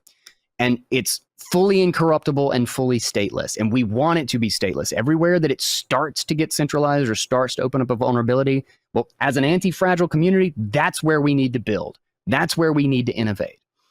And in that court system, it's like, like the reason you can go buy a donut and it's safe and you're not worried about somebody scamming you or they're just going to take your payment and then not give you a donut isn't because it costs a cent to go to court and prove that. It's because if you have any semblance of strong ownership in society, of individual control and sovereignty over capital, then everything below that layer ends up us kind of working through social consensus because of the capacity to punish somebody for doing something wrong. But I don't see any invention that has enabled us to have infinite payments to any degree that we want for free without cost that give the security that Bitcoin gives. And I still see plenty of problems with Bitcoin security. I see plenty of trade-offs at all stages and in all the different things, but it has gotten better every single year. Every time I've used it, it's easier to use. It's just a slow and aggressively painful process to get there. And we're working on top of a protocol that needs consensus from everybody. And just like the vicious fights in the history of Linux and every other protocol, it's hard to change. But I still think the monetary assurances and the liquidity in the network of Bitcoin absolutely, far and away, is the best and most secure. And that's the one that we should be building on and solving problems for. What do you think of, what's your position on Lightning? Is it a bolt-on piece of garbage, or is it amazing? I haven't seen too many opinions in the middle. Fascinating. It's a very, very fascinating system. Lightning has plenty of problems. Like, don't get me wrong. And it requires like the way to get like the ease of use or whatever. It's an always online thing, right? It's kind of like server versus client in the internet, right? Like there's a problem that you can't just host a website in your home. If you could, the internet would be way, way more decentralized. You kind of have that same dynamic. Lightning is a unicast network on top of Bitcoin. I think it's far more likely to be a connective tissue between all of the things that actually are retail facing, because it's much more like a server. Like not everybody runs their own server, but everybody does have their own router in their house. They necessarily have to. And that's kind of how they do their connection. They solve the limitation of IPv4, right? Is you create a LAN network. That's how I think about the layer twos, in a sense, is you're trying to create a LAN network within something. Like state chains is a really good example. I've been really excited to finally see that actually come to fruition. I think the launch for Mercury Layer is what it's called, is like next month. BitVM is also a very, very interesting thing because it allows agnostic programming inside of a UTXO. But so there's a ton of different ways. I mean, you could essentially build anything into it, especially if you have the capacity to put a whole fucking JPEG into a transaction, is that you can put a pretty big quote unquote program in the ownership of a Bitcoin script. And with I'm not sure if you know anything about BitVM, but it's a really, really interesting trick to essentially mimic hardware limitations, like hardware processing inside of a script with just kind of like arbitrary op-if stuff. It's a whole rabbit hole. But I think it's going to enable tons of different building for like zero knowledge proofs and stuff, and being able to be on a side chain where everyone actually has the capacity to exit to the main chain unilaterally by updating entirely off chain what's happening within this script, by essentially executing a little piece of software that is the proof of ownership. So you do introduce this limitation of like, well, if the software isn't secure, well, then neither is your ownership, but it exports it to a different layer. So you're not relying on fundamentally changing the base layer protocol and threatening the money and all of the other critical security elements of Bitcoin itself. You're able to build on top of it. And I think there's just a whole bunch of different trade-offs and a whole bunch of different ways to do that. And none of them are perfect, but all of them work better in some form or fashion. Lightning is a great server to server sort of system. But increasingly, I don't think it makes sense for most people to run their own node for the same reason people don't run their own websites. It's less likely to be that, but it is a global liquidity payment network. Like it grows, I think last year it grew 1,200% in the volume of payments. Like people zap like crazy on Nostr, and I have a non-custodial wallet. It's not like the end of the world, or it's not like psychotically difficult to actually manage. And with LSPs, you know what LSP is? No. Okay, LSP is referred to as a Lightning service provider. It's like you can think about it like Oh, this is the hub spoke model. So you have like a hub that has a bunch of open channels.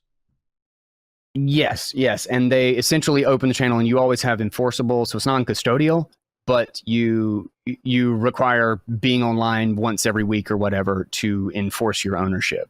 But you still have keys. It's just entirely off-chain with all of the updates, and it allows a non-custodial service provider. It allows financial services without taking ownership or custody of the funds.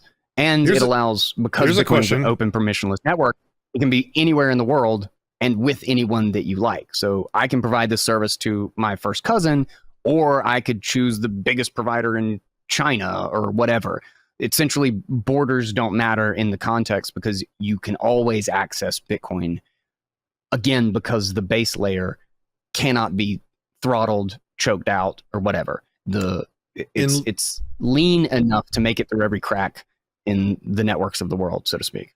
In light of the recent Samurai wallet abducting and caging for money laundering, wouldn't these LSPs be an untenable business model? Because it seems like it'd be very straightforward for the government to just be like, oh, look at all these money lenders. Look at all these, what is the word? Money transmitters. No, money 100%. transmitters. They're going to try to attack it like that without a question. Which is another reason why it's so critical that the base network stay open and accessible, because I can still open a channel with anybody in the world, even if a US provider gets kicked out or choked or gets $5 wrenched to taxed. And I think that's necessarily going to be the case with, as soon as you have a third party that's relied on uptime, you introduce that trade-off. The problem is, the question is always, do we have individual trade-off or do we have collective trade-off? In my mind, we either trade off the fundamental security and reliance of the robustness of the base layer, or we do it at layer of. For LSP specifically, yes, that's a limitation of Lightning, without a doubt. And in fact, we're probably going to see it very, very soon. I think with the Samurai stuff happening, I'm kind of changing what I'm doing, because my mobile wallet, like onboarding, I've onboarded a lot of people onto Lightning, and I'm not sure. I think you said in your talk with Roger Ver, you had a couple of years ago or something, you had an experience. I'll be perfectly honest, like your experience, it was not totally uncommon at the time. The first couple of years, it was nightmarish. Like, and the software, there was a lot of incompatibility issues. Like it was a mess. The thing was alpha for 2 years, easy. And then it's beta. It's probably still beta if you really want to get down to nit and gritty. But a lot of wallets have shockingly simplified the process. Mutiny Wallet is one I've been using more recently, and that one is really good. I've been loving that. But the LSP model is far and away the best model for dealing with liquidity and ease of use, because you just open it and you receive a transaction. Your first one is going to have a bigger fee, and it just has like a little thing that says, why is my fee? And it's like, well, we had to open up a channel.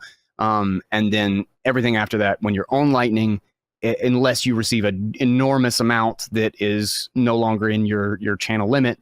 But that's how you know it's proof of reserves. Like, that's a fundamental part of the security element of Lightning. So and because it's two parties, until we have a batched party, until we have an easy way to essentially create that security model with 50 people, with 100 people, and you can split that fee and kind of obscure that away, we're going to have a really bad, we have to order of magnitude it. So Lightning, like I said, in my personal experience, like I use Lightning all the time. I use it daily. I probably send like 10 or 20 zaps to people on Nostr, 1,000 sats a pop or something, just for fun. I buy gift cards with Lightning all the time.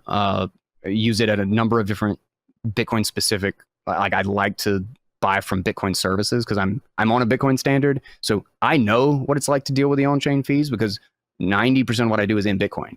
And I have to know how to use all of the tech.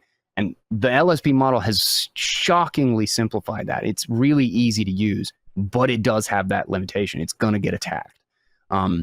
So it's not a perfect solution by any means. It's a good stair step along the way. Again, the scaling problem is not going to be done. Like people talk about like Lightning doesn't scale. It's like, well, sure, Lightning doesn't end the problem. Lightning is just adding a zero. It's probably for me in the context of payments, 50 to 100x. I do payments on Lightning all the time that would never work on chain. I probably do one a month on chain, maybe two, probably on average. But everything other than that is Lightning. But you have to get on Lightning first for that experience to be as easy and robust as it is with me.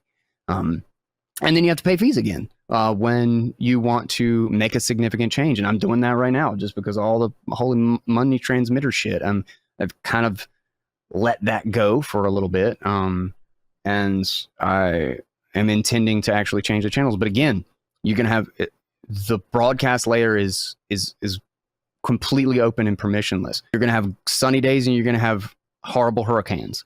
And right now it's a sunny day. So it's a good time to do that. But the base layer is always a bidding system.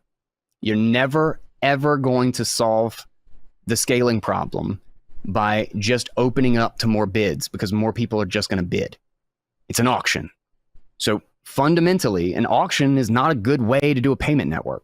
An auction is a great way to settle enormous amounts of value, especially if that auction is giving you some sort of consecutive, no, that's not the word, cumulative security on that network because you're having proof of assurance, a proof of settlement, essentially with the proof of work with the miners, and then you can verify that the miners can't cheat the rules because the nodes themselves define the rules. That's why you need miners, because that's why the miners hash. Otherwise, if you didn't need the rules are what determine that a hash is the only way to make a valid block, right? So the verifiers not accepting the blocks, the liquidity of the network refusing to accept one without the proper proof of work is the only reason we need proof of work. And what do you think about bidding network? Yeah.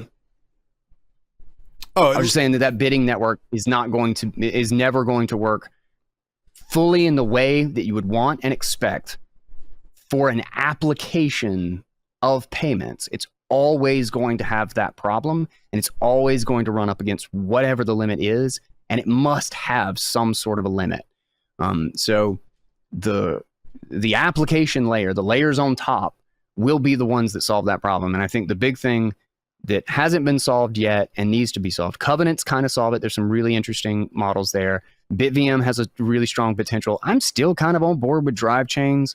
It's not a wonderful solution, but it at least kind of exports the huge block problem to the side chain specifically. I would not be totally against drive chains. I've kind of gone back and forth. Lightning is a great sort of server to server sort of solution. And it's constantly growing and has a lot of adoption, but it still has a retail facing problem. What's the user doing? How do we onboard 100 million users? And I think until we kind of have a really robust and easy way to split one UTXO into the ownership of 100 people where everybody still has unilateral exit, that's really kind of the secret sauce of allowing security, privacy, payments that are cheap and reliable, and everybody can still go to the global unstoppable court and force it even if their government says otherwise. What do you think about... It's not going to be easy. What do you think about the death of zero confirmation? I want to make sure we Um, kind of spend a little bit of time on each of the points that Oh yeah, that yeah, we went yeah, over yeah. with Roger, and one of the big ones was they appeared to kill zero conf on purpose, kind of relegating Bitcoin out of any kind of coffee sales. Yeah, I kind of go back and forth on that one. I don't think it was a necessary decision. It was a little bit stupid, in my opinion. But like, again, it wasn't like a. It's totally by network rules. Like it's the note like the client software. So the mempool doesn't even really exist. So any mempool rules that come up are kind of totally arbitrary. Because the mempool is something that we just kind of created to be like, all right, well, let's hold all of these things because we're gonna have a backlog at some point. And RBF was kind of a formalized replacement of something that was already possible. If you follow miner incentives, they're just going to pick the biggest fee transactions, right? Like if I send a transaction to you with a 2 sat fee or something, and then I send a transaction back to me with a $2 fee, if you don't have, there's no way to prove or be 100% certain that all of the miners are going to be on board with the same policy, because again, it's arbitrary. You can change your client policy on that, and you're not forking. It's not a consensus rule. You can do whatever you want, basically. I could just call up a miner and send them an email with my transaction in it and get them to confirm it without even, I don't even have to use the network. It's kind of arbitrary, right?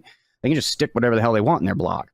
So RBF was assuming that because having a transaction stuck it's prioritizing trying to fix a transaction that's stuck because there is too much mempool policy of accepting zero conf of not replacing it, so that you can just bump it later. And specifically the reason why it needed to have the ability to alter the inputs or the outputs is because you want to do like a child pays for parent, or you want to be able to kind of get the benefit of lowering the fee by adding another transaction in to actually push it along. Essentially, a zero conf transaction isn't really secure. You're just trusting that all of the arbitrary decisions of the miners and all of the other nodes on the network are going to honor that policy, but it's literally an honor system. And so it becomes, and when there's going to be, like I said, there's always going to be weather on the blockchain, right? There's always going to be a time where 1 billion people are bidding all at once, and fees are going to be the thing that drive it up. And if you have high fees for 3 days for JPEGs, or just a lot of activity, or settling a bunch of stuff for some reason, God knows what, if you have a high priority transaction, you're going to want to rebroadcast that with a higher fee. Zero conf, like I said, RBF is a mixed bag, because you could have still done that. You could have almost provided that as like a wallet service. You could have, like I said, you could just email a miner to replace it. You could technically do that, but so I didn't think that problem needed to be solved at the network layer, because I think you could just do that in the application layer. You could do that entirely out of band, and there's no reason not to. So I kind of am, in a sense, against RBF, because we could have already done RBF. But in that same sense, I think zero conf was largely meaningless. Like, it wasn't secure, and it wasn't really a thing because you could have out of band just done RBF anyway. So I'm also not like totally against it, because I don't think it mattered a whole lot. Like I said, it wasn't a consensus rule. It's just kind of an honor system. But no, I really kind of wish, overall, I wish it hadn't been put in the client. I think zero conf was a better default policy, and we could have solved that problem a different way, because you can always replace transactions if you really want to. What do most wallets use as the default? Because, and explain this to me, because I'm not familiar with the technology behind the scenes. So when you the sender of a transaction can flag it as able to be RBF'd, or yes, or is it vice versa? Which is the default? Or is it based on RBF is the flag. Okay. RBF is the flag. I mean, some of them might automatically add the flag, but like, if I'm doing like a payment, like if I'm buying like my ticket to the conference or something, like I did a BitBlockBoom, I don't do RBF because they make you wait for confirmations. And if I do RBF, and if I don't cut it on, they usually just go ahead and send the email after it's pending. But it's largely kind of like an arbitrary choice. I've used RBF a number of times, just because I really wanted something to get through and I just didn't want to sit around and wait. And I published it when fees were super low, and then somebody decided to mint a bunch of runes, and and then fees went up to $10 or some shit. And so I would send another transaction to open a Lightning channel or something at the same time and push it on RBF or use RBF to make that change. Like I think Green Wallet does that one really well. What do you think but about? Yeah, it's really just kind of a client side problem in my opinion. What do you think about Ver's sort of insinuation that it was done by Dylan to purposefully sabotage the technology? And I don't think I'm being disingenuous or taking Roger's book out of context by saying it like that. I think that's what he says. Yeah, that's fair. I think that's a matter of like, I think he thinks that fundamentally changed something, and like I said, you could have just done that at the application layer. So I don't think it really makes a difference in the implementation, because it really stems from the whole block size debate.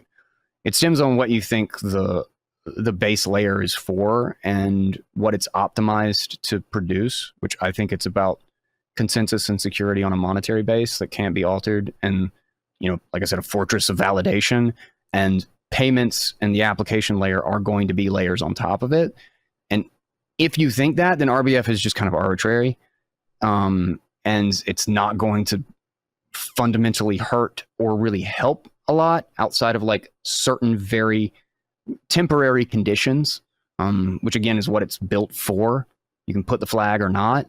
So I think if you think of Bitcoin in the way that I do, as the highest value and reason for the base layer being the way it is, then RBF kind of makes sense. Whether you want to put it in the application layer or you want to put it in the reference client, so to speak. And if you think that Bitcoin is supposed to be able to guarantee low-cost payments, instant payments to anywhere at all times, and that's supposed to happen on the base layer, and there should never be a time in which that's not the case, well, yeah, RBF seems like an attack. But again, you could have done that without RBF. So I don't think it's a strong argument when it comes to like what the actual change was. I think it's really kind of just based on like what you think people's intentions were going into it. What do you think about the accusation that Blockstream promoted small blocks for the purpose of selling their liquid network as the solution to the problem they created? I would say it's funny, that accusation was about the Lightning Network for a long time, until it was pretty obvious that they weren't going to control, or they didn't have any specific power over the Lightning Network. And then they created Liquid as another alternative, which is open source. Like anybody can create a Liquid federation. And not even anybody really uses Liquid to speak of. Like it's not a super popular platform. And I don't think they really mean it to be for like retail payments. They're kind of making it more of a institutional layer thing, kind of like I think they want it to be more like a stock exchange almost for business to business stuff, and that's why they put in confidential payments, is you have the ability to make, large agreements between businesses. If Apple's sending a transaction to Corning for $1 billion, that's a very important piece of information. That's something that all the competitors are going to want to take advantage of, and they're going to be like, oh, they're doing something with Corning. Okay, what kind of glass are they using? Blah blah blah. You need privacy in business transaction. I really think that's what they are targeting. And like I said, it's not hugely successful. And I think that if they wanted to dominate the market and keep blocks small, they could have just been a custodian everybody was already using custodians. That's like one of the big things. Everybody says like it's going to make everybody use a custodian. Everybody basically did for a long time. Custodians have been the dominant, for better or for, it's like, as much as I hate it. And I try to explain it to people that you don't want to do this. The normies come in and they just use Coinbase. They just use Coinbase. Like an example with both Liquid. Like I think Liquid is actually a decent attempt to make a sidechain without having the holy grail of a two-way peg. They've at least distributed it the jurisdictions across jurisdictions. They've at least added a bunch of different functionaries that have to agree, like it's a multi-sig, right? They have an open piece of software that you can verify so that you know whether or not the software tokens are related to the balance that you put into the network. It's a decent set of trade-offs. It's kind of like but it's basically a distributed custodian, you know, like in whatever the benefits of a distributed custodian are, which we don't really know because that's not even possible in the fiat system. You can't like use 3 banks at once, you know? But I think what they were trying to do in their mission was to create the holy grail of sidechains, and they just couldn't really solve the problem. And Liquid was kind of the best of what they could figure out that was actually implementable at the time. But it's not like they succeeded at their domination. Like their plan didn't work. And again, people are still just using custodians like they always were, or building on top of Lightning and working on 100 other different alternative solutions to it, because everybody's still looking for the solution. Everybody's still trying to figure out how to make this thing work for 8 billion people and, you know, 100 million AI agents that are going to be making payments and, you know, doing streaming payments back and forth. Like, how do we expand this? How do we keep that tank level security and actually make it accessible to everybody? And I just think we're early. I think we're getting way ahead of ourselves. For as much as I wish we were there and we had the solution, I haven't seen it yet. I'm fingers crossed we make it work for 8 billion people and more. And I think we will get there. I just think it's going to be a long, hard road. This is the Swann Bitcoin app, and this is how easy it is to just buy Bitcoin whenever you're feeling like it. And I feel like it right now. And as it shows me right here, I still have $9,388 worth of my $10,000 of Bitcoin buying that has no fees whatsoever. And now I have $10 more worth of Bitcoin. I do this quite often. One of the really great things about Swann is the incredible number of resources they have for learning and understanding anything that you want to know about Bitcoin. And importantly, they're going to teach you why you should not trade. They're not going to encourage you to trade. They are Bitcoin only. If you're looking for an easy and reliable way to get into Bitcoin, if you're looking to put Bitcoin in your IRA, if you're looking to put Bitcoin in your business, if you're looking to do anything around getting on a Bitcoin standard or getting exposed to Bitcoin in your portfolio, check out swannbitcoin.com/guy is my special link, and you will find it very conveniently right in the show notes. Another claim in Ver's book, link in the description for anybody that hasn't read it, is that the block size civil war was lost in a surprisingly large part due to pervasive censorship by a couple people, Thamos and I can never remember the other guy's pseudonym, Cobra maybe. But I think Cobra BTC, I think, yeah. Yeah. It was Thamos. It was Thamos on the Reddit forum is what he's talking about. Yeah, Bitcoin.org, Bitcoin Talk, the Bitcoin Reddit, and the Bitcoin Wiki. Yeah, what do you think about that? I think hey guys, hey buddy. The problem with that is we have to this see a would dog. require It's the rule of the people show. If there's a dog in the room, we got to see it. Oh, hey buddy. Hey, Oh, dude. goodness. Oh my goodness. Oh my goodness. That's a little Papillon Chihuahua. All right. Cute. Have fun.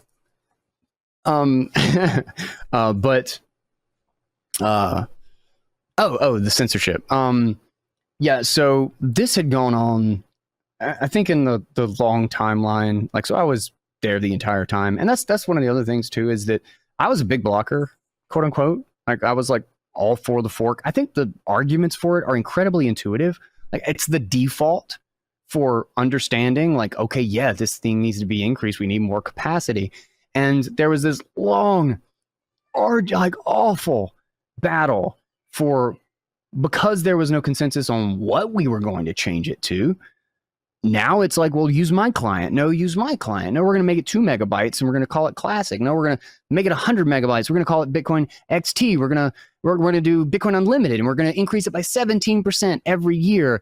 And, you know, we just had a million different proposals and no Schelling point to actually adhere to. The only consensus we had, again, was on the thing that we were trying to change or quote unquote fix. The quote unquote censorship on Reddit, I think it was a really bad idea, simply because it allowed that narrative to be spread, that the censorship was why it went one way, but it had nothing to do with that. The censorship did not limit, nobody was unaware. Like, we had been doing this shit for like 4 years nonstop. People were just fucking sick of it. Everybody was sick of it. Everybody was at everybody's throats. Every time we had one of these like Satoshi roundtables, or we had the meetings with the New York Agreement and all this stuff, people were literally screaming at each other and calling each other vicious and attackers. And you're the one that's trying to kill Bitcoin, and you're stupid. You don't even know how this shit works. Like, it was awful, and everybody was exhausted.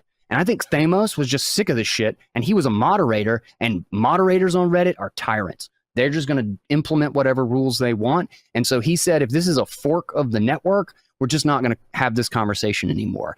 But I think that was actually one of their biggest downfalls on the big block side, is that they focused so much on that they actually kind of let any advantage they have go away, because it turned into Thamos is stopping us from actually getting this to work. Nobody was unaware that there was a block size debate or what the sides were. You could not get away from it. Even with the censoring the mods on Reddit, you still couldn't. It was still the only thing anybody was fucking talking about. And everybody just wanted everybody to shut up and for something to happen. And when SegWit happened, this was the interesting thing. In the book, The Block Size War by Jonathan Beer, you should check that out. It's a great kind of, and it's not even like the small blockers are right. That's one of the things I love about the book, is I think they give a really fair shake to both sides. They really just kind of detail out everything that happened. And one of the things that you notice in the book is that one of the big reasons why the quote unquote small blockers won is because the default was on the consensus, was on the protocol consensus, was whatever they wanted to do was going to require a fork. And the campaign was really against SegWit at the time, which was the upgrade that was a pseudo block size increase. Like I said, it went from 1 megabytes to kind of 2 megabytes in an effort to fix the malleability. But then they found out, oh, we can do a block size thing too. So this will be the compromise.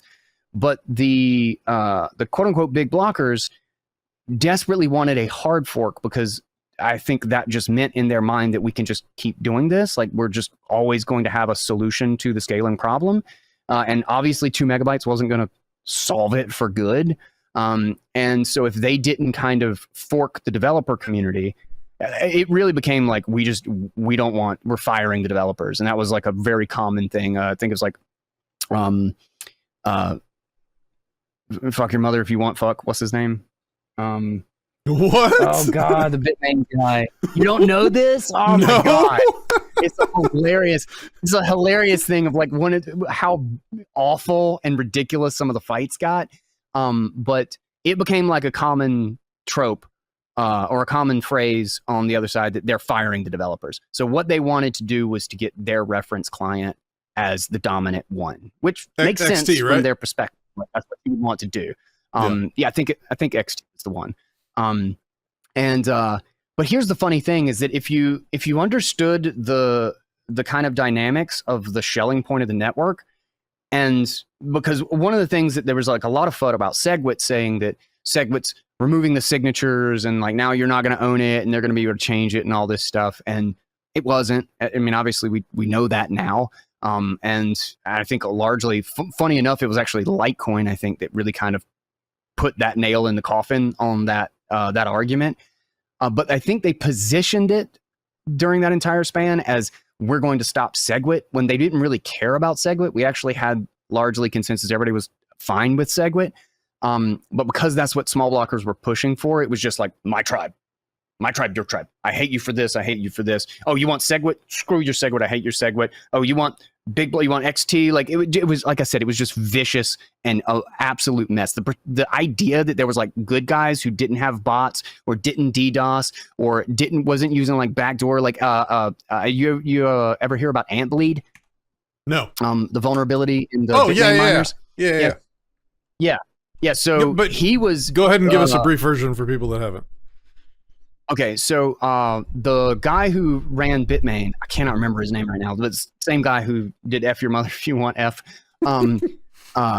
is he would kind of casually say, like in this like kind of like puffed up thing when like our debates would get really, really bad, that like, well, I can make it happen. Like I can actually make the miners like do this. So it doesn't matter. Like kind of like I'm going to throw my weight around, and everybody just kind of like dismissed it as, okay, well, he has a lot of miners, right? Like, so maybe he can say, I'm not going to sell you the new ASIC or something like that. But there was heavy centralization in the market then, which less centralization in the market, a lot of centralization in the pools and stuff right now. Mm-hmm. So that contest was going on and it was like super vicious. And then someone, who was it? Was it Maxwell that found it? I don't know, but they found ant bleed. They found a vulnerability that there was actually a remote access feature in all of those miners that he said the defense, as soon as first they denied it when it came out, they said, no, he's just making stuff up. It's all a lie. And then a number of other people verified it as well. But basically Bitmain retained control over that remote access from their headquarters, which means that they could have cut off all of the miners on whichever fork that they wanted remotely, and people would have been scrambling to try to figure out what to do. And he was clearly throwing that weight around. But it's just one of the many, many examples of everybody was being a dick.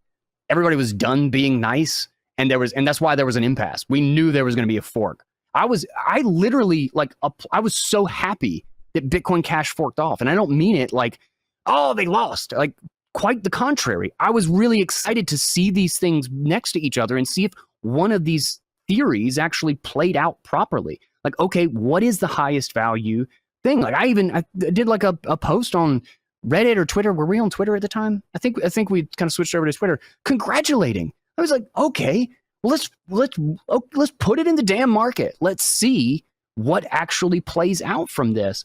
But then they had the emergency difficulty adjustment and like a whole pretty big problems right out the gate, which you can argue bad development or poor systems thinking, whatever you want to do. It doesn't really matter, but they didn't get off to a good start. But Thamos censored the Reddit conversation shortly.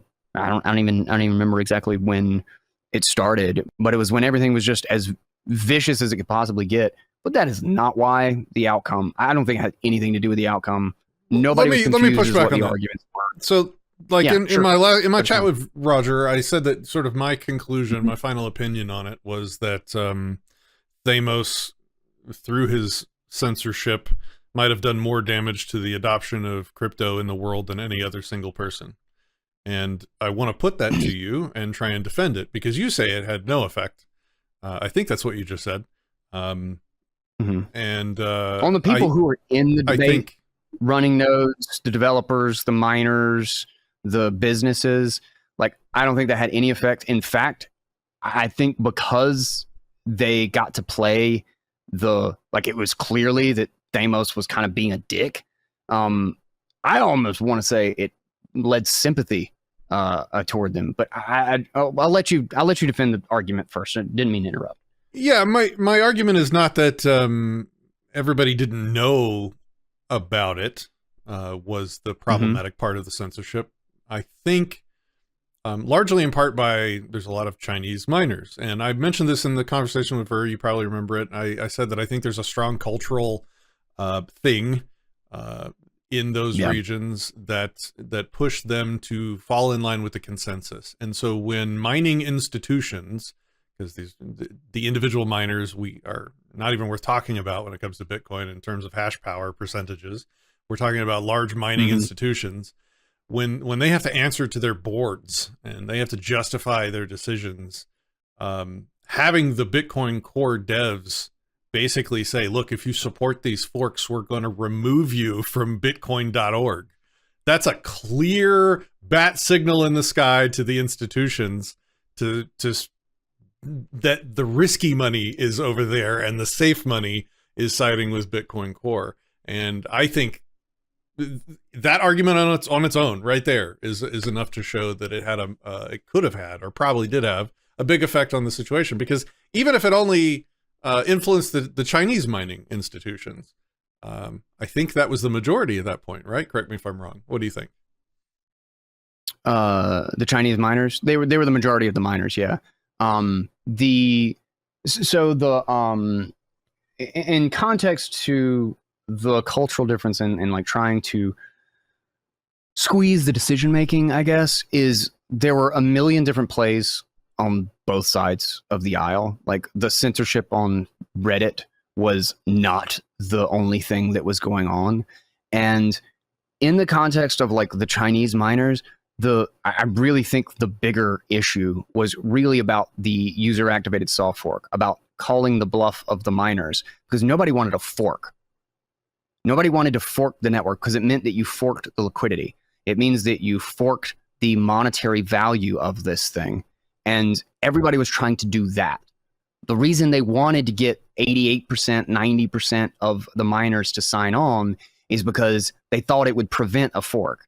And all of the people who thought that this was a very bad decision, myself included, were now switched to running a client, the UASF client, that said that if you don't activate at the same time, if you fork off, we're going to specifically exclude you from the network while we adopt SegWit, which is the supposed compromise that we thought, but nobody really wanted to compromise. Everybody just wanted their way to work.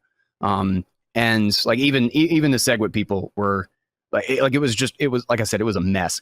The thing is that the network advantage, the game theory advantage was always on what was in protocol consensus, because the bulk of the people had no idea what was going on. The bulk of the people weren't participating in this.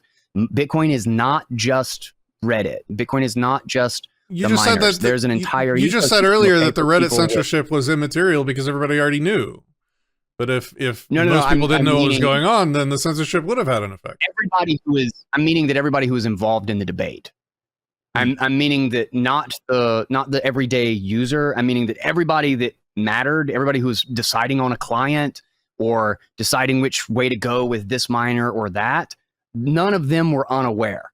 And all of the other people who there's still just these people who just bought Bitcoin and had a wallet or were doing something with it, and they were about to get kicked off the network if we did this fork. It was going to be this. It was going to be trying to get everybody on TCP/IP version 6, essentially, and getting everybody, like calling up everybody and be like, get a new router. Yours doesn't work anymore. And it was like, what? I got on the internet and now what? Like it fundamentally have broken every piece of software from being compatible to the new network. And so they wanted everyone to be on the new network. They were trying to get as much as they possibly could to essentially require that was going to happen. And everybody started spinning up nodes and saying, I'm not going to. That you're going to fork off, and we will fork off and happily take 10% of the mining power because we believe the game theory, the Schelling point, is going to lean our way because nobody wants to lose money, and everybody's going to lose money when this happens.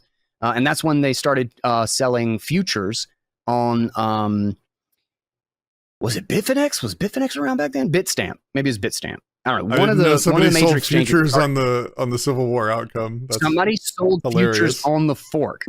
And for a little bit, it was contentious. Nobody knew which way it would go. Yeah. And then the futures contracts for Bitcoin Cash, or not Bitcoin Cash, the SegWit 2x, which was the kind of the contentious one during the soft fork, SegWit 2x started to plummet. That's what convinced them. Is the market was saying, we think this shit's going to lose, and they didn't want to lose money because they're going to be mining a chain that cost them an enormous amount of money, and all the user activated soft forkers were saying, we will wait.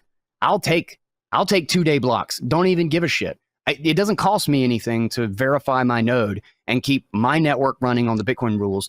It costs you a fortune every single day in mining, and if you're going to be mining a fork coin, you better hope it has a bigger market. And it didn't. The futures market clearly showed that the fork wasn't going to, and that's why they abandoned SegWit 2x, like literally like a week. It's like a week before it was scheduled to go. Everybody's like, we have full support. Everybody's on board. It's all going to happen. It was basically a bunch of exchanges and the Chinese miners agreeing and stuff. And then when the futures market heavily went against them and all the node operators where it's like a big social Reddit thing. It was like beating my chest, and it felt good. I thought I was important. But it was, ultimately just a bunch of people fighting and bitching. But I think the game theory played out exactly what we thought. That the game theory is on, you don't break the network, and that when you have a huge monetary cost in the value, everybody's going to swing back towards consensus when it comes to the protocol consensus, as opposed to whatever social consensus is. An intolerant minority can defend that consensus, I think. That's one of the fascinating things about the way the game theory of Bitcoin works. And what's funny, and Jonathan Beer actually talks about in the block size war, is if they understood that game theory properly and understood how powerful the Schelling point towards what the rules are today, they could have actually won by user-activated soft forking our SegWit, the soft fork for SegWit, because they could have kicked us off the network, and they would have been the ones that stay compatible, and they would have turned our soft fork into a hard fork, and we'd have lost. Granted, you still would have had 1 megabyte blocks, but they would have been the more powerful element, and they could have maybe pushed for a different compromise. It's a really bizarre and kind of interesting dynamic in the way, the different power balances are when you're talking about like actual fundamental changes to the protocol. So there's an interesting element that they could have stopped SegWit if they had really wanted to. But again, I don't really think they wanted to. It just got to a point where everybody just wanted the other person to lose, or wanted the other group to lose. But yeah, honestly, they still tried to, like I said, they still tried to launch SegWit 2x, like a small portion of people who were still involved. But then, like I said, they had an off by 1 bug, and it never actually produced any blocks. It crashed on launch. So, okay. Have you been sued by Craig Wright? Not yet. Not yet. Jesus, that guy. I'm glad that Roger Ver came to his senses about that, because I've always wanted Roger Ver to just kind of, like, he even joined Keat. I'm not sure if you know about like Hole Punch protocol. No, I completely tuned out of crypto from post Civil War until my conversation and reading of Roger's book. So I gotcha. I considered it a legacy failed tech and moved on with my life. So yeah, I would consider reading. I would consider reading the Block Size War, 100%. Yeah. I think it's like kind of prerequisite, because it doesn't really take, like, Jonathan Beer specifically does believe that the non-forking position is maintaining the higher value case of Bitcoin, but he does a wonderful job of being extremely sober and nuanced about it. Like, it's not called saving Bitcoin liberty. like the opposite of hijacking Bitcoin. You know, it's not a conspiracy that big blockers were trying to kill everybody or do the opposite, right? Make it so nobody could run a node. It's just, he's just trying to detail out everything that happened. And it's almost funny. He almost had like a defeatist, like, if we can't agree on like this one little issue, holy shit. Like, how difficult is this going to be to tackle larger problems down the road? Yeah. But if you look at like kind of the history of protocols in general, like the history of the internet, like when you're looking at foundational protocols, there's no way for it to not get that level of contentious. And that's why I think there's just so much heated shit even to this day. And he kept hoping that Roger would just kind of like bury the hatchet. And I would like to, like I said, I was a fan of the guy for quite a while before those opinions diverged on the issue. Well, then he like came into Keat and he jumped into the Bitcoin room, and then no disrespect, I mean, I know you like the guy, and I'm not trying to throw shade or anything, but he just, like, the very first thing he was posting was just block size war block. Like, it was just, this is shit. And, you know, and I was just like, oh my God, like, dude, come on. And granted, he has reason to be defensive because everybody was just going to pile on top of him anyway. You know, you got a bunch of Bitcoiners in the room. So it's not like, I'm sure he came up with his guard up and his sword out, ready to fight. But it's just like, I thought like we could get excited about this peer-to-peer tech and the fact that we have like a chat room without any servers. That's a crazy awesome thing that I didn't even think was going to happen. I've been following peer-to-peer protocols for ages, and Hole Punch has accomplished something that I was wanting to have in 2007 when the internet wasn't so damn centralized as it is today. And you know, finally, almost 20 years later, I think we actually have this tech. Like, I'm super excited about it. I was like, okay, Roger can just come in and have fun with us and have a conversation about it. And then it was just like immediately, oh God, Reddit in 2016. I remember this shit. What is the tech? And that's why everybody left Reddit. That was the other thing, is Thamos. He killed the subreddit. The subreddit became nonsense after that. What is the tech in question? Is it still a thing? Moved to Twitter. Oh yeah, no, 100%. I use it all the time. I just had a meeting on Keat. I want to look it up. It's called What Keat. is it? Keat is the chat app built on top of it. Can you spell that? But the KEET, like parakeet. Okay. And if you want to dig into the kind of like platform of this thing, go to pears.com. PEARS.com. Like the fruit. All right, cool. I'll check that stuff out. Thank you. Okay, yeah, so I want to. Is there anything that you wanted to cover in our chat today regarding anything I've said or anything in Roger's book or anything in that episode that we haven't covered that you want to talk about or sort of get out there? I would say Roger argues it, saying that he knows the intentions of all of these people. And I think if you understand the fundamental difference, it's hard to say anybody actually had ill intent, because I think the argument is sound. And like I said, the block size, just increasing the block size seems like an obvious choice. But Bitcoin is not an easy thing to understand or change. And I also I think the idea of thinking about it as an application layer tool, like it's a web browser or something, I think is the wrong way of thinking about it. And monetary competitions are winner takes all. Like, the whole purpose of money is to enable specialization. And if you do not have the liquidity of that money, then you basically, that ability, like, you can't have a million different monies, because essentially you're just creating the barter problem in tokens rather than the barter. Like, the reason you need a money is so that you have this universal way to measure a car against a banana, because there's no way to measure those two things. And if you have car tokens and banana tokens, it doesn't make it any easier. You just need a liquid network between cars and banana trades, which doesn't make any sense. So the more monies you have, money is necessarily a universal thing.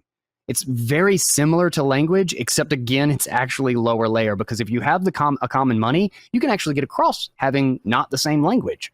And the only reason we don't have, even though we kind of have a dominant money, we have like 80% of trade, I think, is still in the dollar.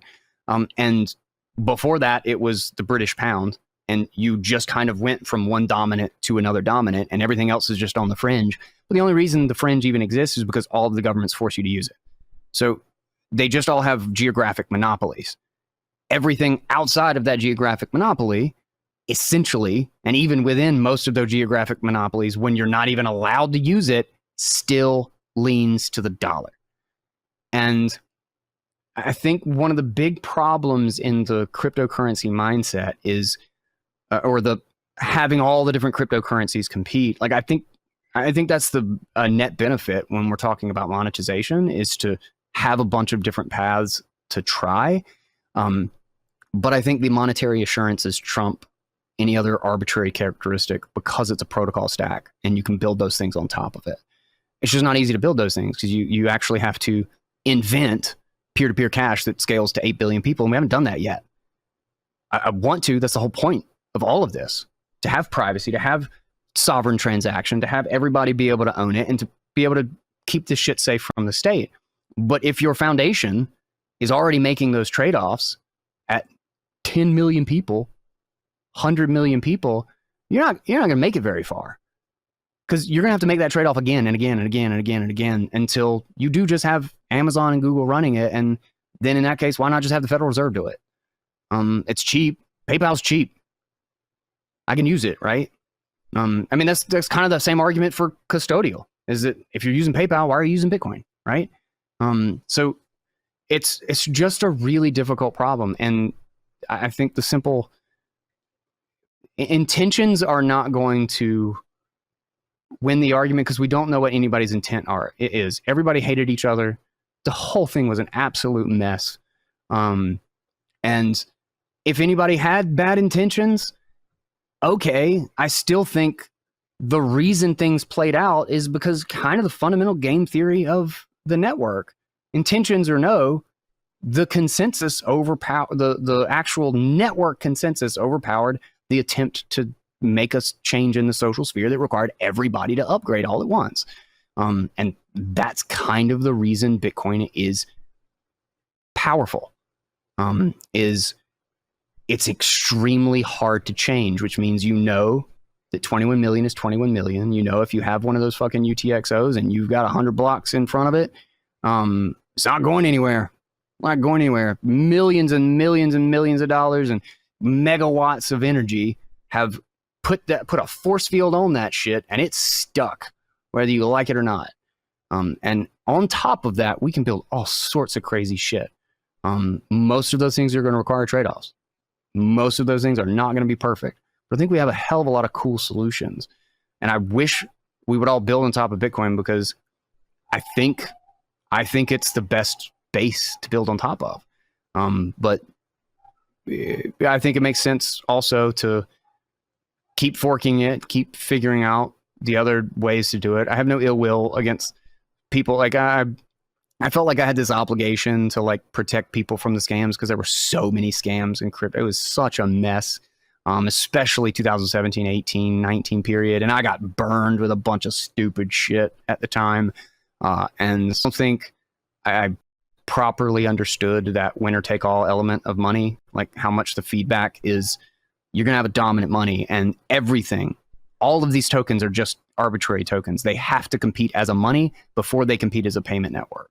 Because the value of it, the reason you accept something as payment is because you want it. It's because it's valuable. And people talk about you have to, the Keynesians will say you have to incentivize people to spend money by making it shitty. It's like, no, you spend money because that's what the other person wants. That's what the person wants to accept. You don't have to devalue a car to get people to get rid of a car, or to get people to buy a car. The reason people buy a car is they want the car. So you have to make something that is valuable, that has some sort of a use case that you can't get somewhere else.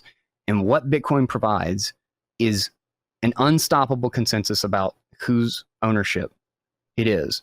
And I think the Bitcoin Cash and the whole block size war is actually an example of why it's so reliable, is why because even when there's contention, when people are screaming and absolutely vicious at each other, it still couldn't change. It still couldn't fundamentally change. That original consensus remained, and yeah, I guess that's Okay, all right. So I think what I'd like to do now is sort of wrap up with some of the many viewer questions that we received. The cream of the crop, not all of them. But we'd be here for 3 hours. Sorry if I take 800 years to answer. Oh no, that's question. fine. Let's do a few as rapid fire as we can, viewer questions, and then I'll give my final thoughts, and then I'll let you have last word with your final thoughts, and then we will be friends for the rest of our lives because we both want liberty. So that sounds awesome. That sounds awesome, sir. All right, cool. Okay, so we got a lot of questions. TRLRDR asks a question for small blockers. Okay, and to be clear, I vetted these for tone, not for accuracy. So some of the premises could be wrong, and you're welcome to call them out, okay? I just didn't want any assholes torturing my guests. All right. That's fine. I'm not even... Small blockers claim blocks must be small, so requirements to run nodes are small and cheaper. But what good is that if they just eliminated the majority from being able to use it or conduct transactions due to insane transaction fees? So what good is the ability for more people to run nodes if nobody can spend it? What would be the point of running an audit for the Federal Reserve on your computer that allowed you to basically evict any banks from your network that started printing more money or issuing new debt out of thin air if you weren't directly using Fedwire?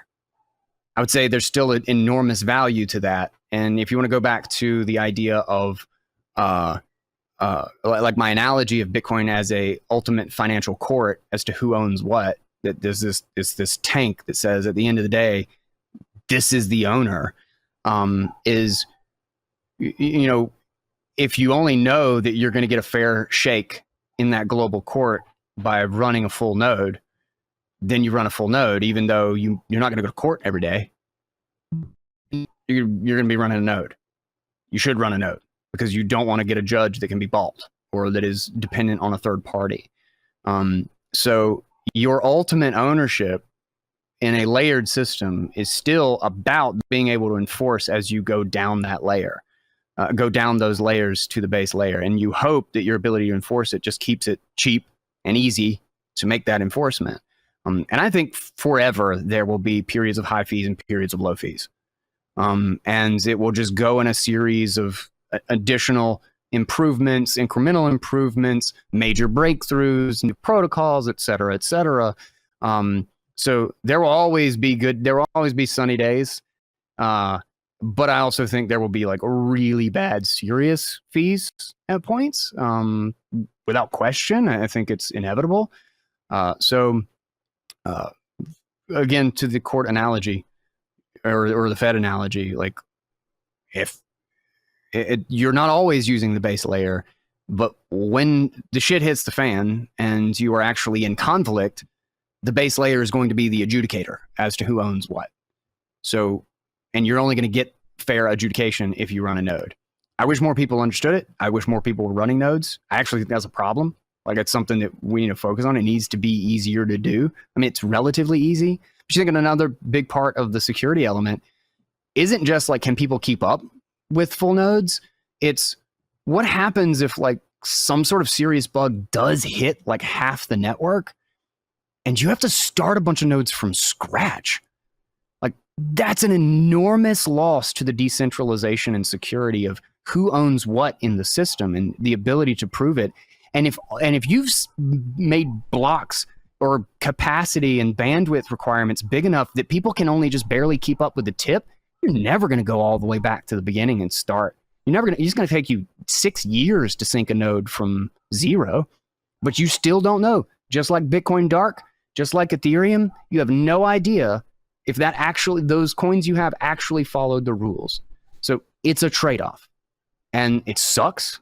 I wish it didn't have to exist, but I think the alternative of we're just going to raise the block size forever and somehow that sovereignty isn't going to be threatened and it won't be controlled by a few people who are determining what the rules are, I think is a fairy tale.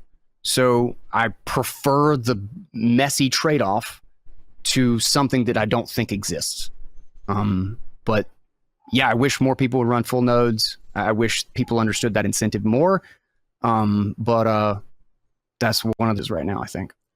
I think if I had to push back on that, it would be something along the lines of, well, let's make whatever changes that we need to make to the technology now so that we can get people to actually start using it.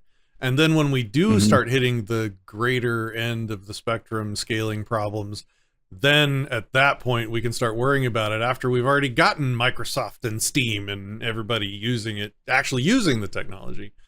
Rather than sort of strangle it while it's still in the crib, like is what happened, where the large companies stopped taking it. Like, I can't buy stuff. I can't buy my video games on Steam with it anymore.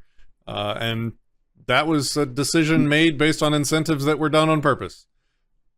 Yeah, that would be my pushback. Completely understand. I understand that perspective, and my kind of like summation of the alternative would be to go back to the idea that I don't think the bidding network is going to be a good retail payment system. And if we set in the precedent of we're hard forking every time we need to change and we're responding, there's not going to be a time in which it's easier to bite the bullet and make sure we have that. It's kind of like saying that, like, you know, we'll vote for Ron Johnson now and then we'll be like super libertarian anarchists later after we have power. But if you give up the fundamental principles early, it's not going to get easier to enforce that. It's going to get way harder, and then everybody's just going to be like, well, we just hard forked the last 3 times. Why don't we do that again? And then at the same time, it's a question of like, okay, can you do that? Can we make a change to the network and have everybody update and make a breaking consensus change so that the old software is incompatible and we have a new network that's outside of those consensus rules rather than a backwards compatible soft fork of something? And so far it seems like we can't. Like, all the forks are just forks. They just make another altcoin. So we can try. Certainly not. Doesn't seem to be easy or very successful. And a lot of people want to say this, like, oh, 5 developers are stopping that. I just don't see that as the case. Nobody, like, I'm not running Bitcoin Core because I care what the Bitcoin Core thinks. Like, there's clearly a network effect there, but I don't think it's any sort of, I think given enough time and enough push, you can clearly get away from that client. But I don't know. It's not an easy problem. Bitcoin core dev Luke Dash Jr. famously said, then just use fiat in 2017. I didn't know about that. Do you have any thoughts on that? He's just being an ass. He's just being an ass. Everybody was being an ass. Sort of shit. There's comments from everybody saying all sorts of stupid crap. Yeah. Like, it's just a Twitter, and like, Luke Dasher doesn't own or doesn't control anything. I disagree. Luke Dasher thinks that, I mean, with respect to the guy, I like the guy. He's awkward, but he talks about like masturbating is like evil, like send you to hell. So like, there's plenty of things that I disagree with Luke on. Plenty of things I disagree with everybody on. I only masturbate to JPEGs on the blockchain. Right. All right. God. There are many locations around the world that have, quote, high local crypto usage. Free state areas like New Hampshire, Bitcoin Cash City, Townsville, Australia, and many others. Yet BTC is typically not used in those locations or anywhere equivalent. Why do you think that is? We were just kind of talking about it. This is actually a question that goes to my point. Yeah. It's like, look, my mother could have been introduced to Bitcoin if it was accepted by retailers that she wanted, if it had gone that way. And then my mother would already be, hi mom, if you're watching, would already be like in the habit of and comfortable with using a cryptocurrency, so that someday when Bitcoin hit the scaling limit, which I agree is a thing that it will hit because it's an inherently inefficient database technology, then my mom would have been more comfortable learning about this new crypto that came out that solves some of these problems, or an alternative layer, multiple layer tech. But instead, what happened was Bitcoin is out there now as this sort of risky, really expensive to use, contentious money that no one accepts anyway. So the switch flipped in her head and she's not interested. That's scary. So I guess back to you on the same freaking topic we've been talking about for 2 hours, but yeah. I think it's putting the cart before the horse. Is if we had a bunch of adoption of the broadcast bid layer, I don't think it helps us. It gives us a bigger challenge later because it's not going to scale. It's not going to work as the application layer. And at the end of the day, everything's going to have to, all the infrastructure is going to have to change anyway. And the monetary assurances are, I think, very clearly by the market are the more valuable proposition. Is this a monetary policy that the state can't arbitrarily change? Is this a monetary asset? Because then we will build all of the applications and payment layers on top of that. But it has to be necessarily desirable. It's fun if you care about the arbitrary, like the peer-to-peer cash, right? Like everybody does care about that. The Bitcoiners do, the big blockers do, everybody does. Everybody wants that as the end game. But if we are using the technology that doesn't do that at scale, we're just going to reach that problem at a different point, and it's going to be harder. Again, do we bite the bullet now, or do we expect that we're going to bite the bullet later and we're going to not have this awful, contentious, hellish fight in 6 years when we're just right back here? And then fundamentally, the base layer of the network is a lot harder to deal with. We're gonna have JPEGs on the chain with 50 megabyte blocks or whatever the hell it is, and we also are expecting some sort of a fork to solve the problem because the layered approach is way harder. Look, if my butt pictures are not in 4K, then they might as well not even be on the blockchain. Just why? We better have 4K, 8K, 8K yes. VR yes. butt pictures on the internet is getting less reliable as we go. The hard path? Do we take the hard path now? Thamos is censoring us. Do we take the hard path now, or do we take the easy path and think that we're going to be okay with the difficult thing later, especially when even making that change, just there's contention. Again, you have to make everybody agree, and we were not able to do fact. Yeah. So I think if we're just getting ahead of ourselves, we're wanting layer 3 to work for everybody right now, but we're trying to squeeze that into the layer 1 experience. All right, two last questions, then we'll wrap. How long till quantum computing can decrypt everyone's wallet passphrases? I'm familiar with quantum computing from another space, unrelated to crypto, so I will defer to his opinion on this. What's your? I have had the hard time to find good on.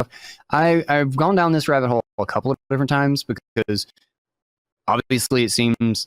I talked about like the 5 different types of security, and I said cryptography is just like is it all of this? Doesn't mean jack if the cryptographic primitives don't hold up. But I cannot find anything good or solid about it. In fact, I went into kind of having this sort of conversation with somebody who was supposedly like somebody really big in quantum, or just like, I guess, a Twitter influencer about quantum. I don't know what you call that. And he linked me to a paper that was like 4 years old that proved that you could factor a 2-digit number faster than a normal computer. And I'm like, and it seems like the more they try to scale the virtual quants, or what do they call them? Oh God, brain fart. I haven't gone down this one in like 6 months. No. Hey, that's fine. Look, but I did it again. That's 6 months ago. I have not. I'm increasingly thinking that that's a lot less of a risk. That's further out. The more I dig into it, and the virtual quants, I cannot remember what the hell they call them. Seem to have a different scaling problem. Is that like they can get the appearance of the gates, but then they run into an exponentially larger error correction problem as they scale, and that it just doesn't seem to scale really well. And Moore's law seems to keep running against this other resistance. But again, I can't find solid information about it. And generally, find something concrete that I can understand or a research paper that makes some semblance of sense. I usually think people are just trying to get investors. And so their claims are big, their words sound great, but it's not at the top of my concerns. We have a lot of other problems. And I think I would like to see them break SHA-1 with a quantum computer first. Then we should have a very serious discussion. And unfortunately, it's going to take a hard fork, which is not going to be easy to do, but that'll be necessary if we ever get to that point. So expect a really fun consensus there. The symmetrical encryptions are the resistant ones. It's the public-private key pairs that are going to be at risk. And I haven't studied the Bitcoin tech, so I don't want to comment outside of my area. I would rather just do the noble thing, which I wish more people would do, and say I don't know. But in terms that's kind of where I am, but I lean towards not worried. Yeah, I lean towards worried because the threat model, that the decentralized nature of the cryptocurrency technology is, the threat model at the top of that list is state actors. And the first people that are going to have functional quantum computing that can break it is going to be state actors. So it's that's fair. I think it's a big deal, and I suspect that we're going to find out about the government's quantum capabilities on average about at a 10-year lag. So 10 years after they have it, we're going to find out they had it. 5 to 10. And I think the tech is 5 to 10 out, which kind of makes me start to be suspicious around sometime around now. They might be able to reverse their first wallet key sometime around now. Are we going to find out about it? No, they're not going to do it on anybody that is going to talk about it. They're going to keep it, some of the most private, some of the most classified tech on the planet for now. Anyway, that's my opinion for whoever cares. All right. Let's see. Oh, so this is the Samurai Wallet question. We kind of briefly talked about this. Samurai Wallet founders have been arrested for money laundering. This was a Bitcoin wallet with some privacy features turned on by default. They didn't last long enough to even make an iOS app. What do you think the implications on Bitcoin are? I think is basically the question on this. Yeah. I mean, it's not good news. Sucks. Samurai Wallet. I mean, I don't agree with the guys. They're pretty contentious dudes, and they attack the hell out of people who. Okay. Yeah, there was a lot of contention in the Bitcoin space, and actually, it's a little bit reassuring to me that like there's a lot of people who be like they're assholes, but this is wrong. Like, and the interesting thing is that like the precedent that would be set if they get prosecuted. Like I said, I think a big part of the problem is that they kind of boasted that dark web people can use this, and people you can get rid of capital controls and all this stuff if you have private Bitcoin and use our service. But their coordinator did not have. It was basically information batching service. Like they didn't money launder because they never signed for any money to move. They couldn't. It wasn't their signatures. They weren't controlling any funds. They're batching data that users sent to them. So it's a really, really bad precedent and a very serious regulatory attack vector if they can just make it super broad, because all of the regulations currently are about, do you have custody? Because then you're a money transmitter if you hold custody. But basically all of the layer 2, all of the coin join, all of these things, the good protocols, the good systems are designed to enable a service without custody, without them having control. So if they can make it that broad, it's going to be, there's going to be a lot of shift. There's going to be There's going to be a storm on Bitcoin. And I wish we had, I wish we had base layer privacy, but it is not an easy problem either. And there's few, like we have like things that have boosted privacy. Like just the idea of layers in general is actually a pretty significant privacy boost because you're working off chain. Like one of the most private things that you can do to spend Bitcoin is to actually open up a Lightning channel, anywhere on the network, open up a connection and then just spend, because the sender actually has amazing privacy. All you get is an onion routed packet for the payment. If you receive a payment, you're creating an invoice, basically broadcast, here I am, this is my channel, pay me. So if you only send, you actually have really fantastic payment privacy. Whereas obviously coin joins are the UTXO version of that. Well, how do we separate somebody being able to say this UTXO is this person? Kind of like the IPv4 problem is that my grandma just got prosecuted because somebody downloaded BitTorrent in her house, and it wasn't me. I don't know what BitTorrent is. It's her IP address. Like, how do we make it? But that was actually a really big, powerful point of regulatory or a legal defense, is that an IP address doesn't find a person. An IP address is a house, a location, a router, basically, or a modem. And so it sucks. It sucks. We need better privacy tech. I wish it was more of a focus. I think it will be. Anti-fragile social systems humans in general tend to not fix a problem until literally it punches them in the face. Like we procrastinate and we're like, oh, we'll solve that later. This is more fun. This is a cooler feature that we want. And for better or for worse, the people with the wrenches are coming. And I think privacy is something we need to double down on and like focus on a lot, because it's not solved. Privacy is a huge, huge issue. And I want us building heavily on that within the monetary consensus. Well, that was the end of the questions, kind of at the end of the interview. I would like to give my closing thoughts so that you can then have the last word for sure with yours. First of all, I really appreciate you joining me. This has been fun. You were very pleasant to talk to. Good time.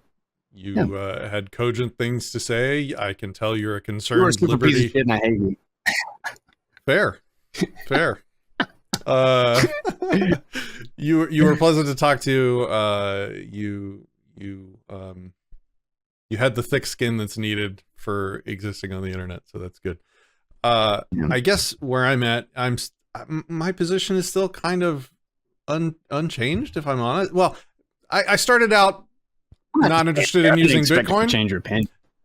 No, that's what I do, Yeah. man. I want to find out if I'm wrong. I'm just still too skeptical of the technology. I can't use it even if I wanted to on several of my wallets that are at the bottom of a lake right now. That's the technology telling me that I would be dumb for continuing to try. I see the issue that we highlighted here that I haven't heard from the other side is the admission that the tech probably can't actually scale to the world. Yeah. I think that's a valid point and a valid problem that needs to be designed around. Unfortunately, I don't think Bitcoin is going to be the one to do it because it's so stagnant. It suffers so fatally from the tragedy of the commons, the lack of leadership, the lack of hierarchy. There is no one person that can be like, this is a problem. Here's the vision. Here's the purpose. Here's the changes we're going to make. Start coding now. We're going to release in a month. And if you don't, you're going to be fired and I'm going to hire different developers that do a better job. Like, that's how companies make viable products. Instead, we have all of the viciousness and infighting and division and hate that you talked about. This is a direct result of the fatal flaw of the leadership of this kind of product, and that's intractable. It can't go away. Every time there's any kind of change, you're going to have a hopeless amount of infighting and hatefulness and division and risk of loss of value and everything that you already know because you lived through it more than I did. That can't go away. It's a failed. It's the model of the leadership of the tech that I've lost faith in more than the tech. I think Bitcoin is super cool. Yeah. I really want and need a freedom money that separates government from money.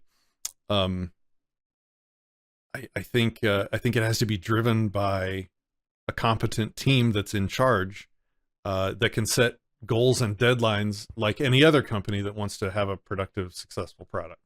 But that's not going to happen. So I hope Bitcoin works, but I just don't see it. So I'm kind of focused elsewhere. And that's like, why would I risk my money and my attention on this thing that I see a problem with? Okay, so I've said that enough. The last thing I'll say is I think another effect of the model, the leadership model, is that there's a lot of anonymity, which leads to a lack of reputational risk when making bad decisions, or when procrastinating decisions, or when delaying decisions. If Bitcoin fails tomorrow and the price drops super low, because the miners adopted a version of it that, I don't know, did something that just broke it or whatever. We can just pick something.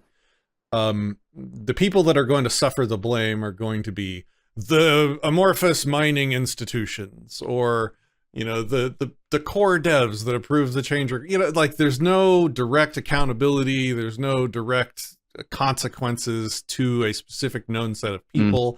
Always. I mean, sure, everybody suffers when their balance goes down, their number goes down, or whatever. That's not what I'm talking about. There's no one's reputation on the line. There's no competition between one group and another. That's not really true. I'm being too general, but and then the final thing I'll say is, look, I'd use it if I could. I would say that my final reason is I'd use it if I could, but I can't, because I refuse to be emasculated to pay $20 to $100 to move my money to somebody. That's embarrassing. No, thank you. I think, and so my hope for the future is that people, like, the thing that makes technology different than traditional money is that it's so exchangeable and so mutable between different currencies. Like, no other currency in the world, if you wanted to swap USD for Canadian whatevers, you have to go to somebody and hand them money, and they hand you money back, or you have to, you know, use a website and wire transfer to them and back. We could have an app that does atomic swaps between 5 coins instantly. So we could have, and this is my technologist brain, and I'm not going to go into my idea for how the problem could be solved, but you could have all sorts, instead of layering vertically Bitcoin, then Lightning or whatever, you layer horizontally. You just have a bunch of different currencies that have built into the protocol the ability to atomic swap with all sibling currencies within the family.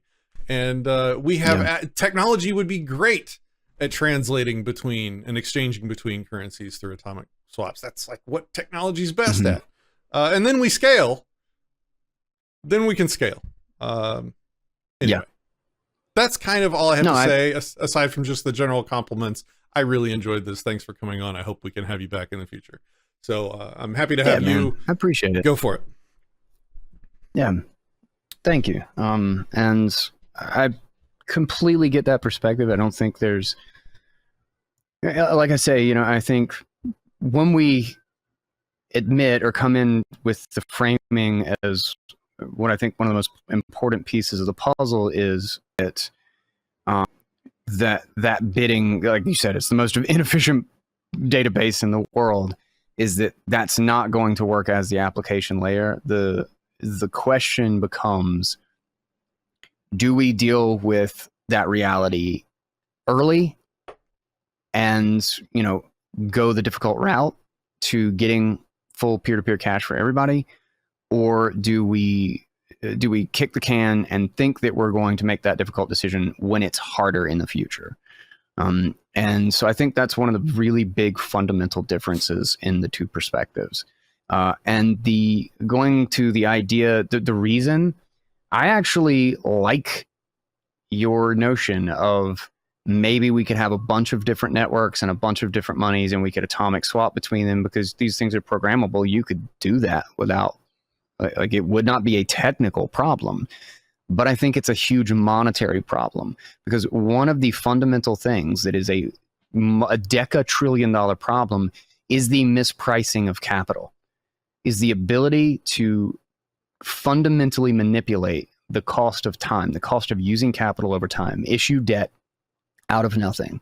And the only way to fix the pricing of capital, the only way to have a truly global economy that does not have friction, that does not have huge, massive cost in liquidity differences, is essentially to have a dominant money.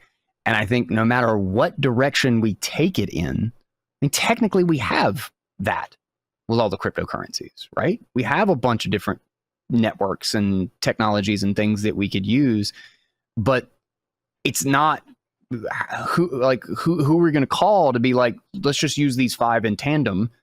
It's not playing out that way. And I think it's because of a serious monetary, a winner take all dynamic of the monetary asset problem of what do we want our values stored in that encourages us to use it as a medium of exchange. And I think our excitement over wanting to solve the problem of privacy and payments and all of that stuff has essentially put us focusing on the thing that is the third step in the process, as opposed to making sure that that first step is unstoppable and there is nothing anybody can do to get in its way, so that when we get to the third step, we really did solve it. Like we solved it for good, as opposed to just get Microsoft and Steam and Overstock and all the people to, use the base layer and throw out their bids and, use zero conf. And, we pushed it. We got 10 times as many people on board or 100 times as many people on board. And we used it for 5 years. And then we ran into this problem and we still had to have this argument. That argument isn't going to be nicer 5 years down the road. And the dynamics are not going to be any easier. It's going to be a big hell of it was an awful mess already, and I will say I'm an optimist. And I push back the idea that it has stagnated. It has not stagnated in the way that the path is actually, I think the path is actually sustainable to take. There's a massive amount of stuff going on with L2s. We thought that the programmability of Bitcoin was extremely limited, and there was we were only going to be able to do 6 things with it, and there was no way that there was an alternative. And in the last year, somebody has created a super crazy system where hidden inside of a Taproot script, you can essentially have any completely arbitrary computation that you want, control the ownership of that Bitcoin. I think there's an endless amount of innovation that we can do within the consensus rules. Like I said, it's just harder. It's just slower. It just means biting the bullet now so that when we do solve the problem, we actually do solve it. And we may have a 2 steps forward, 1 step back. This sucks for a little while problem, just like we did with the internet. But I think the invention of Bitcoin is the internet saying, let's take 2 more steps forward. We have a whole ocean of people trying to build decentralized and peer-to-peer protocols again. We have an ungodly amount of capital to the people who give a shit about that stuff. Look at what we are able to argue about and what we are able to commit resources to building for the people who care about it. The cypherpunks were nobody. 12 years ago or 20 years ago, nobody gave a shit about the cypherpunks. There was a collective 800 of them, and they didn't have any capital to expend, and they were the fathers of most of what happened on the internet. It's SSL was created in that crew, BitTorrent was created, WikiLeaks was created, all of the fundamental process protocols and things on the internet. The bulk of them really created in that tiny little community. Think about how much, aside from all the argument and all the bitching and mine's better than yours and I solved the problem and I can use yours at Walmart, whatever. Aside from all of that, just think about how much capital and caring we have today to devote to this problem. I don't think Bitcoin is our limitation. I think Bitcoin is the big, slow, dumb rock that says, this thing's at least not going to break. So let's figure out how to build a city on top of this rock. And I think that's its value. I think the fact that it doesn't have a clear leader who can make a change is why it is that rock. And I think there's an enormous amount of innovation, things that we can build on top of it. We just can't use it like the web in the same way that in 1990s nobody had the internet walking around in their pocket. You know, it wasn't until 2009 that the iPhone came out, but that changed the game. And I think we have that capacity. I think we are going to do it. I think we are going to have money that the state can't stop, but it's not going to be easy road. And it doesn't come with easy decisions either. And the block size, that whole fiasco was a really hard decision. It was a mess. And the idea that there's like a clear good guy and a bad guy, I think is disingenuous. Everybody was an asshole. It was awful. And simple fact, the protocol consensus won because nobody could decide to change it. Like, we could not come to agreement. So the people who wanted to change it forked. And that became a fork because that's how the protocol works. So it is what it is.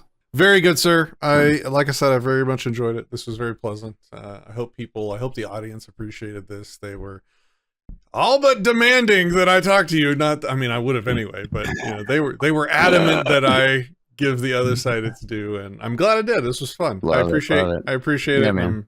I look forward to more in the future. Where can people find you? So many people who refer to themselves as Bitcoiners are not easy to talk to. The social sphere is something else a lot of the times, but it's the pseudonyms, man. If your face isn't behind your words, you just say the dumbest stuff sometimes. That's the thing, and that's also another one of those trade-offs, right? Like, I think there's a if you're pseudonymous, if you're not on, if you don't really have your reputation and your face on the table, so to speak, you aren't taking as high of a risk. But then at the exact same time, you're more likely to speak your mind. And when you're working in this sort of a sphere, your risk is incredibly high. We still don't know who Satoshi is, and I think he was smart. Like, I think if Satoshi is still around, he would already be in prison for what he created. I'm 100% about to get sued. All right. Well, shit. We'll wrap it up there. Where can people find you? Oh, yeah. Bitcoin Audible is the podcast. We read about all sorts of stuff around Bitcoin, AI Unchained. I'm more active on Nostr than I am Twitter, but you can actually get to all of it, I think, from my Twitter. I think I have my Nostr key in my Twitter profile, but I'm the guy Swann pretty much everywhere. I try to just steal that username, the guy Swann. Swann with two N's. So how's you're interested, check it out. back up? How's Nostr doing? The last time I looked at it, the clients were dog poo poo on PC. Oh, I love it. I think it's you got to find the ones that work well. I'm a big fan of Primal, Damus. Give us the best one. Best for Linux, Windows, and iOS. What are the best? Okay, iOS. I think it's Damus. There's no Stir TUR. I think is the other kind of the one that I really kind of enjoy. Which one is it? So was my icon. Amethyst on Android for sure. I tend to go primal.net on just like desktop. Okay. It seems to be the most responsive, but yeah, Primal's a good one. Primal's a good one for desktop. There are a bunch of them. Check out Flare and Highlighter though, because they're kind of like, Flare is the YouTube of Nostr. Highlighter.com is getting really, really good, and it's kind of like Medium, like use your Medium account. And if you want a really good wallet to start playing around with Lightning, and use a browser-based wallet, Mutiny, and you can log in with your Nostr account. So like when I set it up, I just clicked. I just said click and go. It's pretty cool to have a public-private key social network because your account, your profile follows you everywhere, and logging in is just kind of like clicking on stuff. You sign. But yeah, that's worth checking out. I love Nostr. Guy, thanks for joining me. It was a pleasure. Everybody, thanks for watching. It was a great time. Thanks for watching. Thanks for hanging out. I appreciate your questions and your concern about, hearing both sides of the argument and forming rational decisions to believe the truth based on reason and evidence. I appreciate you guys caring about the same things I do in that regard. Everybody, I will see you next time. Peace, love, and anarchy.